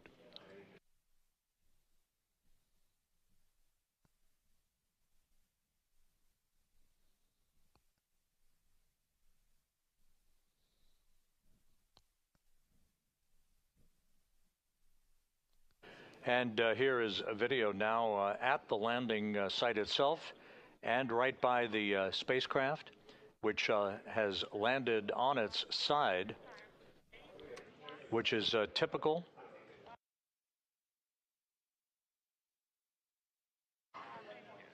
So the search and recovery forces are there. They will be now working to begin the process of extracting the crew one by one and placing them in chairs nearby, and then bringing them into an inflatable medical tent. Again, there's your Soyuz MS-27 spacecraft, having been pulled over onto its side after touchdown. The winds are a little bit frisky out there, and temperatures quite frigid, 21 degrees Fahrenheit.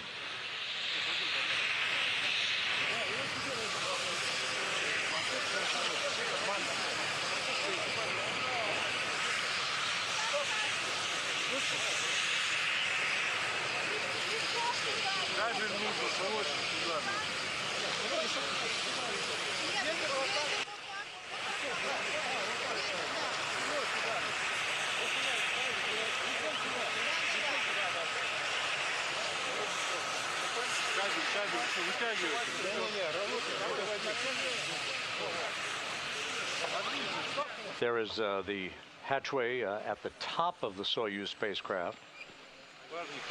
Again, this is not unusual for a Soyuz to be pulled onto its side following touchdown, depending on the weather conditions and the wind.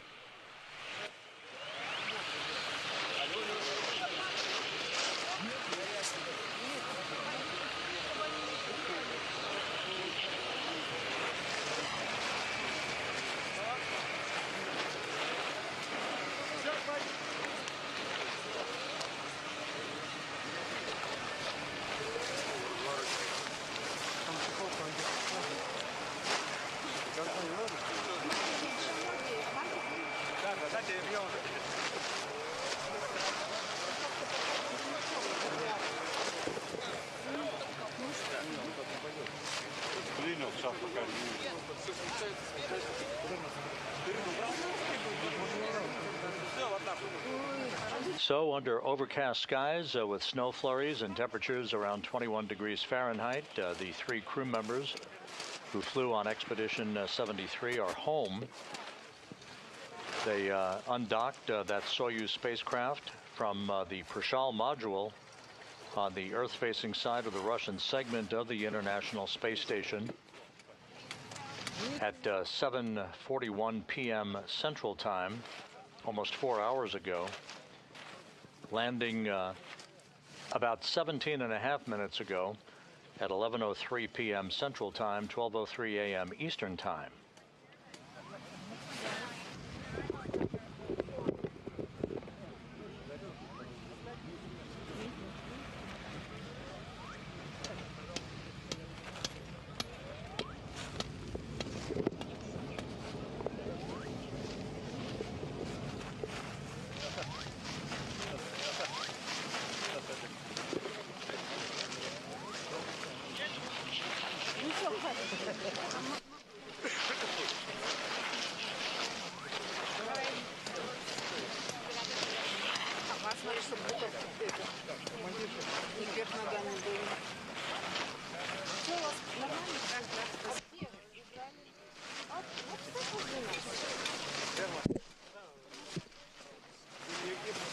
Рядом табура стоять, справа, слева, или там, где ты.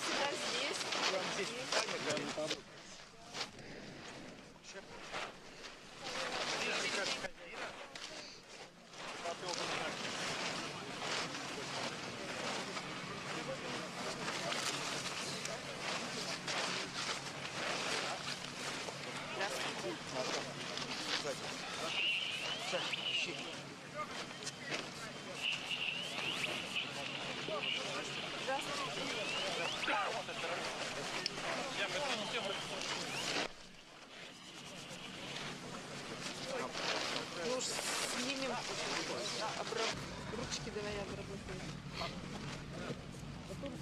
So members of the search and recovery forces are in the process of working the top hatch of the Soyuz spacecraft to begin the process of extracting the crew.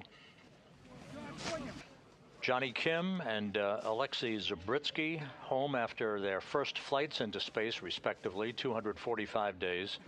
Sergei Ryzhikov has just completed the third flight in his career and now has logged a total of 603 days in space. The top hatch is open, and members of the technician team peering in to receive flight data file books and to check on the initial condition of the crew before they begin the extraction of the crew members. The chairs that they'll bring the crew to for a few minutes to gain their land legs back, if you will, those have been set up on a tarpaulin just outside of the capsule. The crew probably won't spend very much time in those chairs because of the cold weather out there.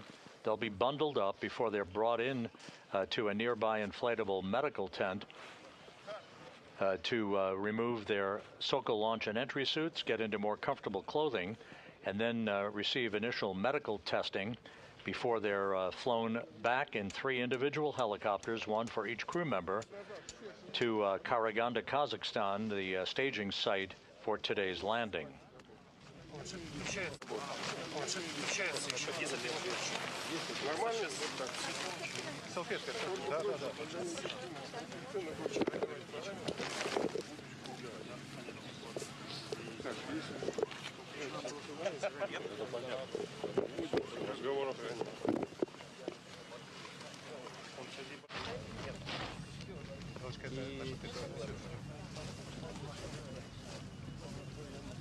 Который из 3.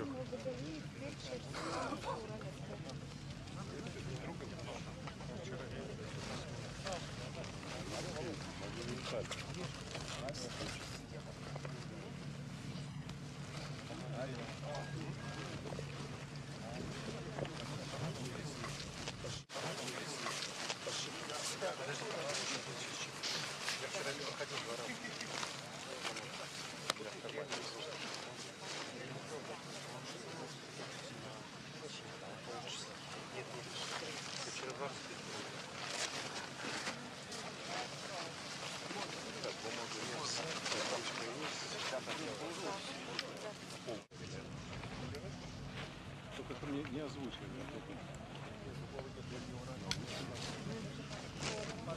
Да. Не, а то уходит в эфир, потом начинает.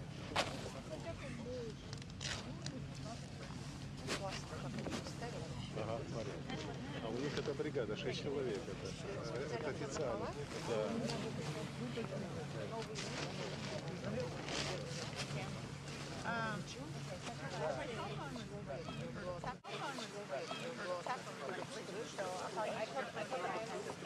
One of the search and recovery technician team members, having crawled into the upper hatch of the Soyuz vehicle, removing some of the initial equipment from the crew, as well as some of the flight data file books that the crew used for reference during their descent back into the Earth's atmosphere and their parachute-assisted landing on the steppe of Kazakhstan that occurred about 23 minutes ago.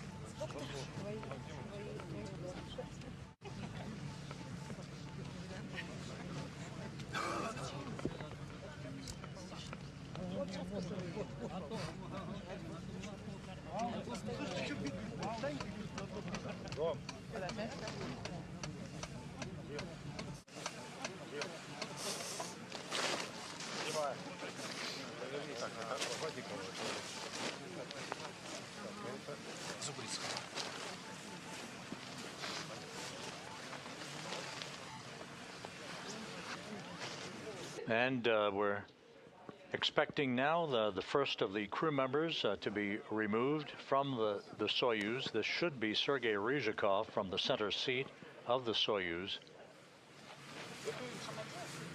Всегда командир-то по центру. Его же никак не объедешь. Они куда пошли? Они уже пошли. У вас картинка есть? Командира.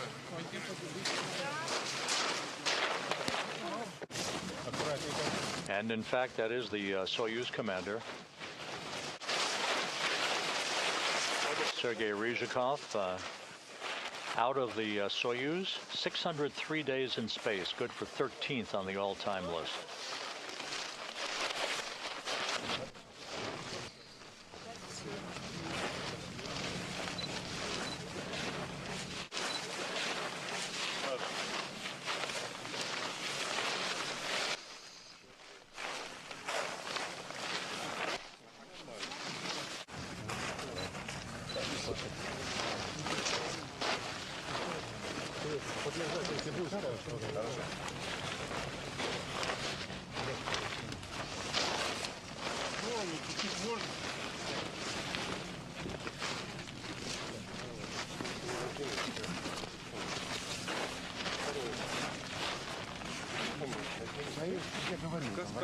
Нет, не надо выйти. Этот не надо. Не надо. Можно летать? Да, ой, шиповник вообще чудесный.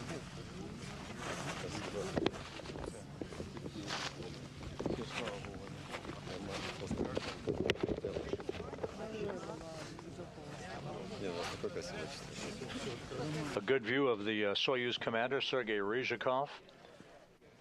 The flight control team at the Russian Mission Control Center in Korolyov has confirmed the official landing time now at 11:03 and 33 seconds p.m. Central Time, 12:03 and 33 seconds a.m. Eastern Time. So that landing time that we had estimated earlier was just a couple of seconds off, but that is the landing time.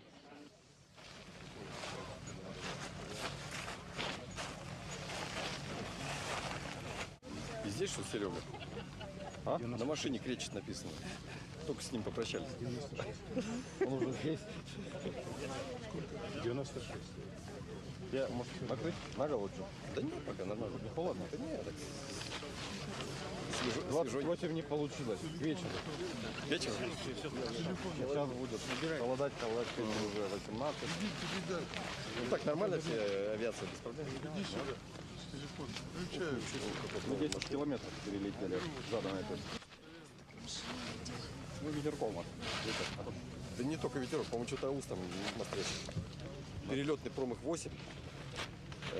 Перегрузка 5,3. The miss was 8. The G-load was 5 and 3. Once again, a view of Sergei Ryzhikov, the Soyuz commander. The control was not out ideal. Of the Soyuz TMA-27. Headwind or something. The other two crew members to follow shortly. The Soyuz landed at 11:03 p.m. Central Time, 12:03 a.m. Eastern Time on Tuesday, 10:03 a.m.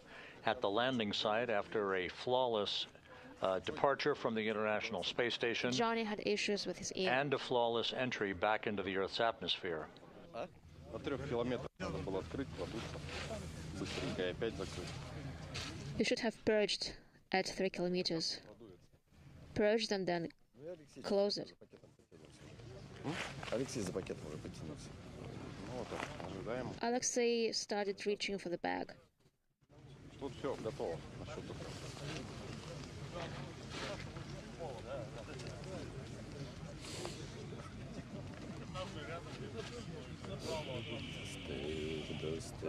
Первый снег сегодня. Первый снег? Не было снега. First snow today.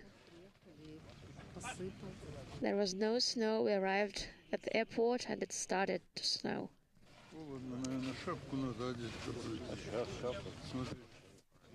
It's cold. Долго не будем даже. Let's put a hat on. Палатка будет готова и сразу. Максимально быстро в палатку. Is the tent ready? Will be shortly. Леса подойдут. Белочек с собой. Традиции не будут даже. Let's follow the tradition. Голова не мерзнет, нет? Not cold? No, not cold.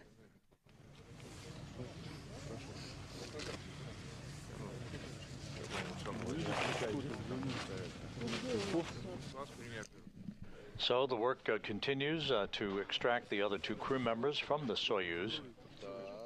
What about this hat with blue and white? That's fine. Когда сделают, да, по команде. Вниз сверху. И здесь в эту. И на голову. Расположилась, не давите. Чудесно вообще. Fantastic. Как ты стал формулировать? Распутать шапку, расположилась. Ну, внимание, короткое интервью. Attention, please, a short interview. Кому? Вам отвечать, да? So do I answer to you? Okay, Что вы говорите? just say something. Поздравляем всех What shall I say? с завершением Congratulations, everyone, полета корабля. on one more end of a Soyuz vehicle trip.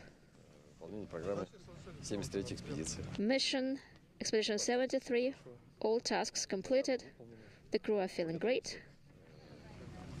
Специалистов, Thank you to all the specialists, to all the designers, to everyone involved, сотрудников ЦУПа, to MCC, научных employees, to scientists, to everyone involved. поддерживал. И, конечно, вас, Thank you to all the families, and thank you to you who are greeting us here. как обычно, мягенько. How was the landing? It was a soft landing, as always. Повернули чуть, да. We tried to turn you. Yes, you did. You did turn us.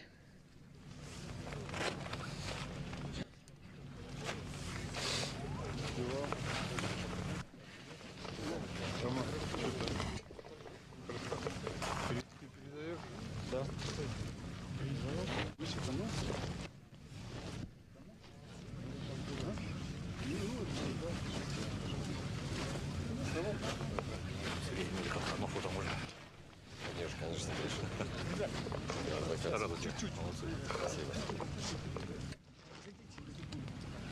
So you heard a few words, the interpreted words of Sergei Ryzhikov answering a few questions from members of the Russian media at the landing site, saying it was a soft landing and the crew is feeling great. The search and recovery teams, the technicians still working to extract the other 2 crew members, Alexei Zabritsky and Johnny Kim.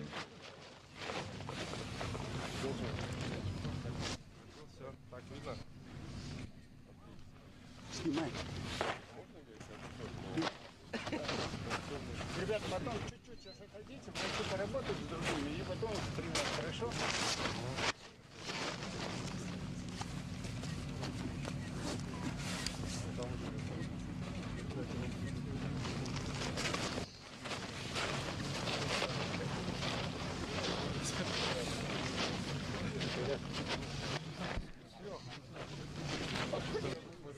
Ну,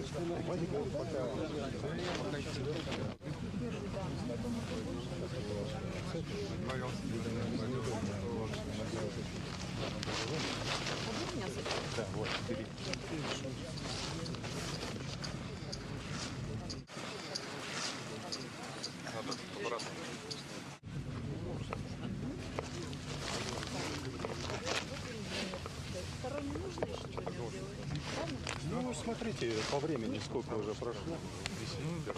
Если хотите работать, работайте.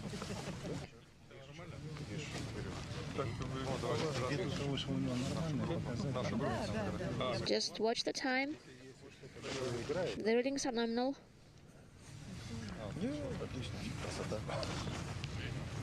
Everything is fine. It's snowing for the first time, they say, yes.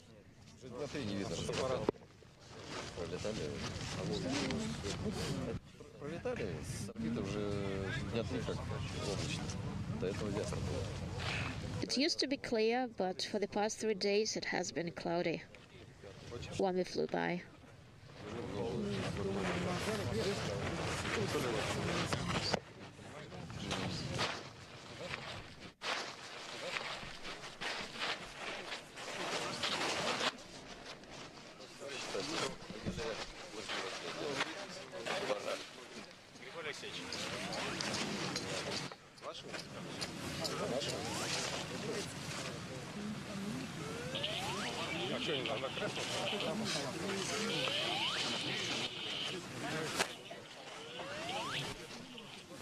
Так, все, я тогда ухожу сейчас в палатку, а вы тут тогда поработаете немножко для камеры, а потом там увидитесь. Хорошо?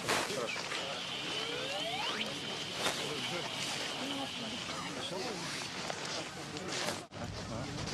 Давайте второй срез. This video from the landing site is courtesy of Roscosmos, a close-up view of the descent module. Let's take one more reading. The only section of the three-section Soyuz vehicle that returns from space. The pyrotechnic separation of the three sections of the Soyuz occurring some 24 minutes after the completion of the deorbit burn that enabled the Soyuz to drop out of orbit for its 54-minute trip back into the Earth's atmosphere to the landing site.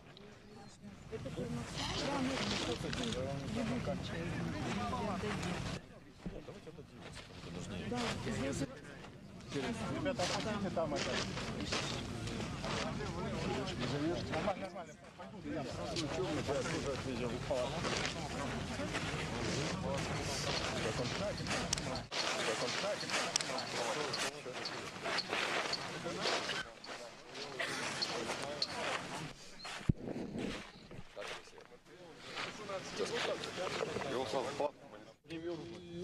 Там как раз нагрелось. They're taking him to the tent, and it's warm in here. And one of the other crew members being taken directly into the medical tent.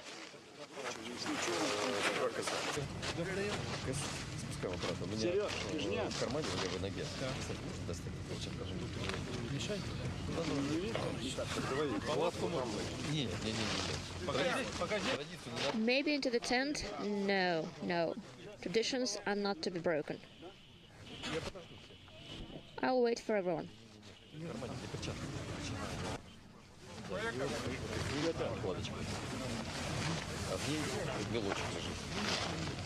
So 2 of the 3 crew members are now out of the Soyuz vehicle. You still see Sergei Ryzhikov, the Soyuz commander there. One of the other crew members already inside the medical tent.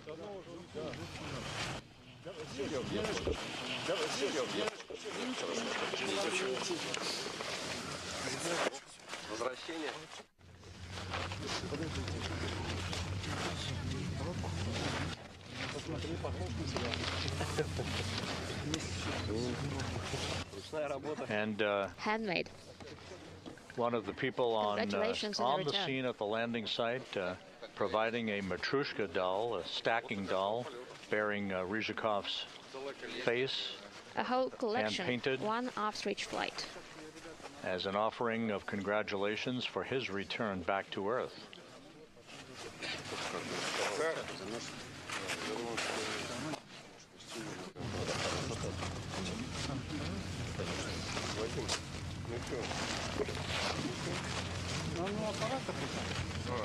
Тогда ему прямо так аппарат. Да, и потом Все понял, Вадим? Да.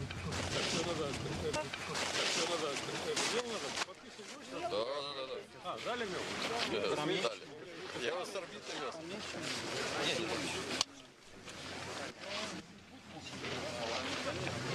не помню. Мы же...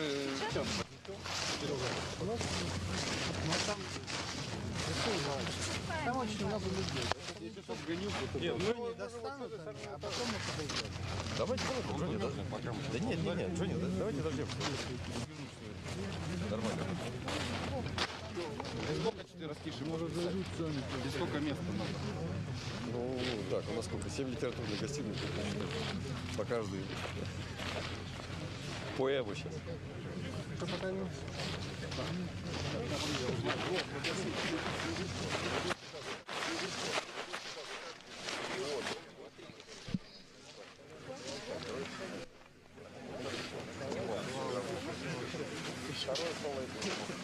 Нет, если...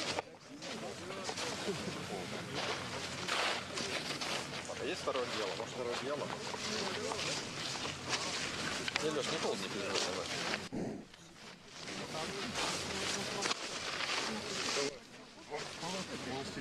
Нет, давайте мы это там уберем немножко. Поднесем. Сказали, сейчас достанут. Нет, третьего члена. А? После эвакуации. Сейчас третьего члена экипажа эвакуируют.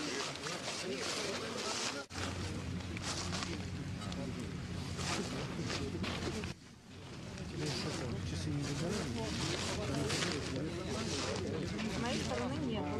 Не было уже, да? Вы же сказали, сломали. А, нет, это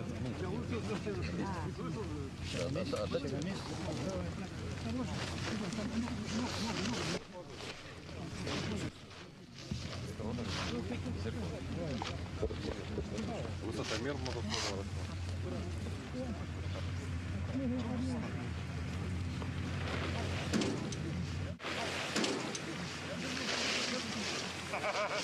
Все нормально? Молодец. Дружище.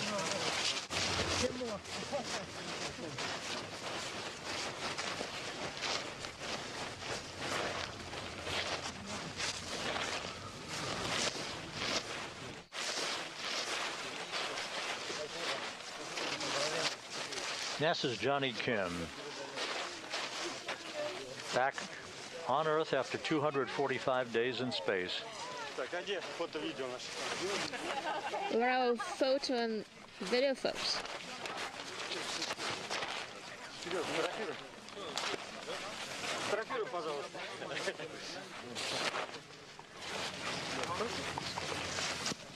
So all three crew members now out of the Soyuz vehicle. The Soyuz commander, Sergei Ryzhikov, was first out. He is still sitting in his chair, getting his land legs back. Alexei Zabritsky was taken directly into the medical tent nearby.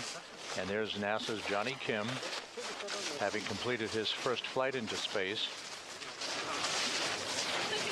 Ryzhikov now being brought to the medical tent as well. Kim will follow in just a couple of minutes.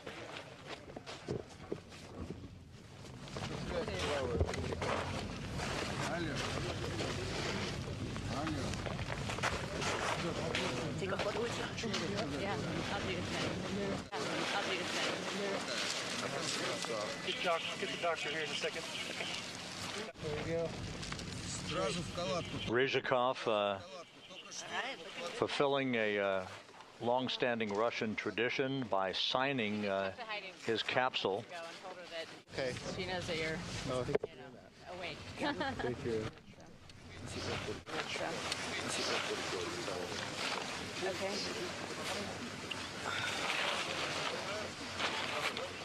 You want your comm cap off or you're good? Yeah, I'll take it off. Сколько? Не вижу. Signing the capsule and the date of its landing, December 9th, Kazakhstan time.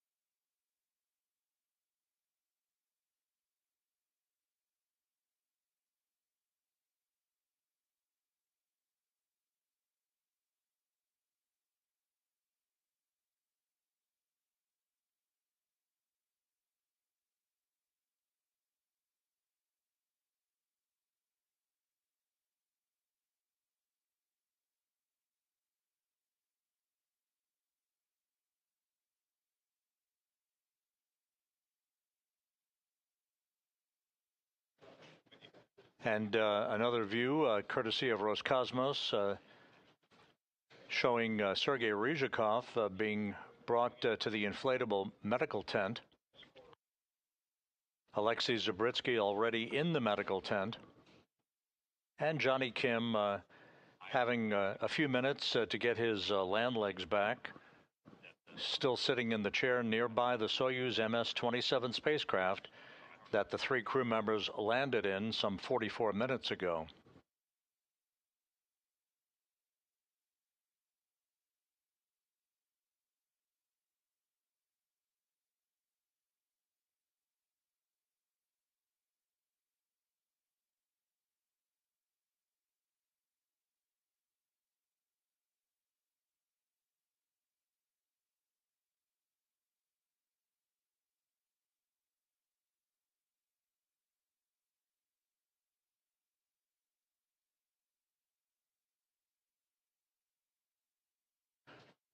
And another view of NASA's Johnny Kim.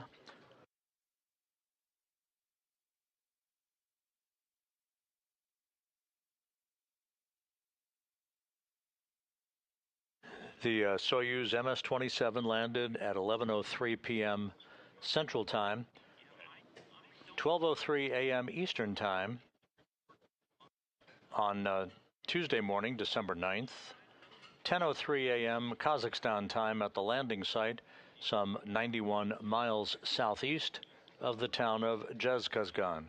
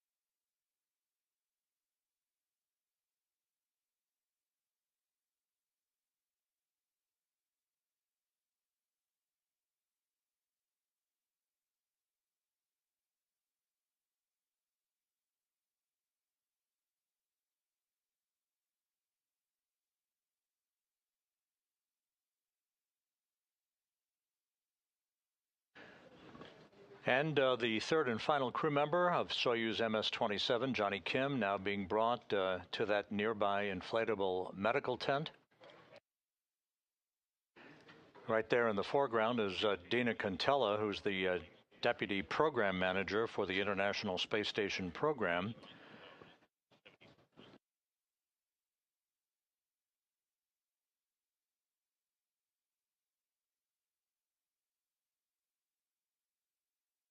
So all three crew members now inside that inflatable medical tent. They will be helped out of their Sokol launch and entry suits into more comfortable clothing, and will have an opportunity to be brought to three waiting Russian helicopters, one for each crew member, that will take them on a 2-hour flight back to the staging city of Karaganda, Kazakhstan. Kim will board a NASA jet with his NASA team members. They will fly back to the Johnson Space Center in Houston, while Alexei Zabritsky and Sergei Ryzhikov board a Gagarin Cosmonaut Training Center aircraft to fly back to their training base in Star City outside of Moscow.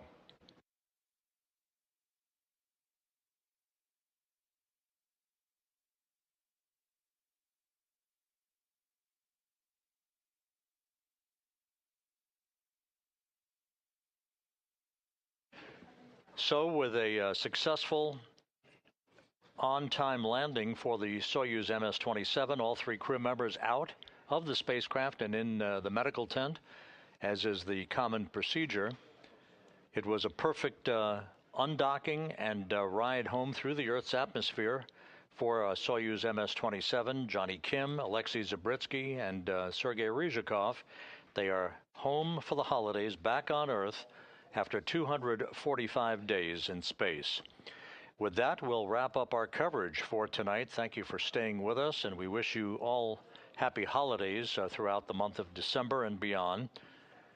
You can continue to follow International Space Station activities on our website at nasa.gov and all the other NASA platforms.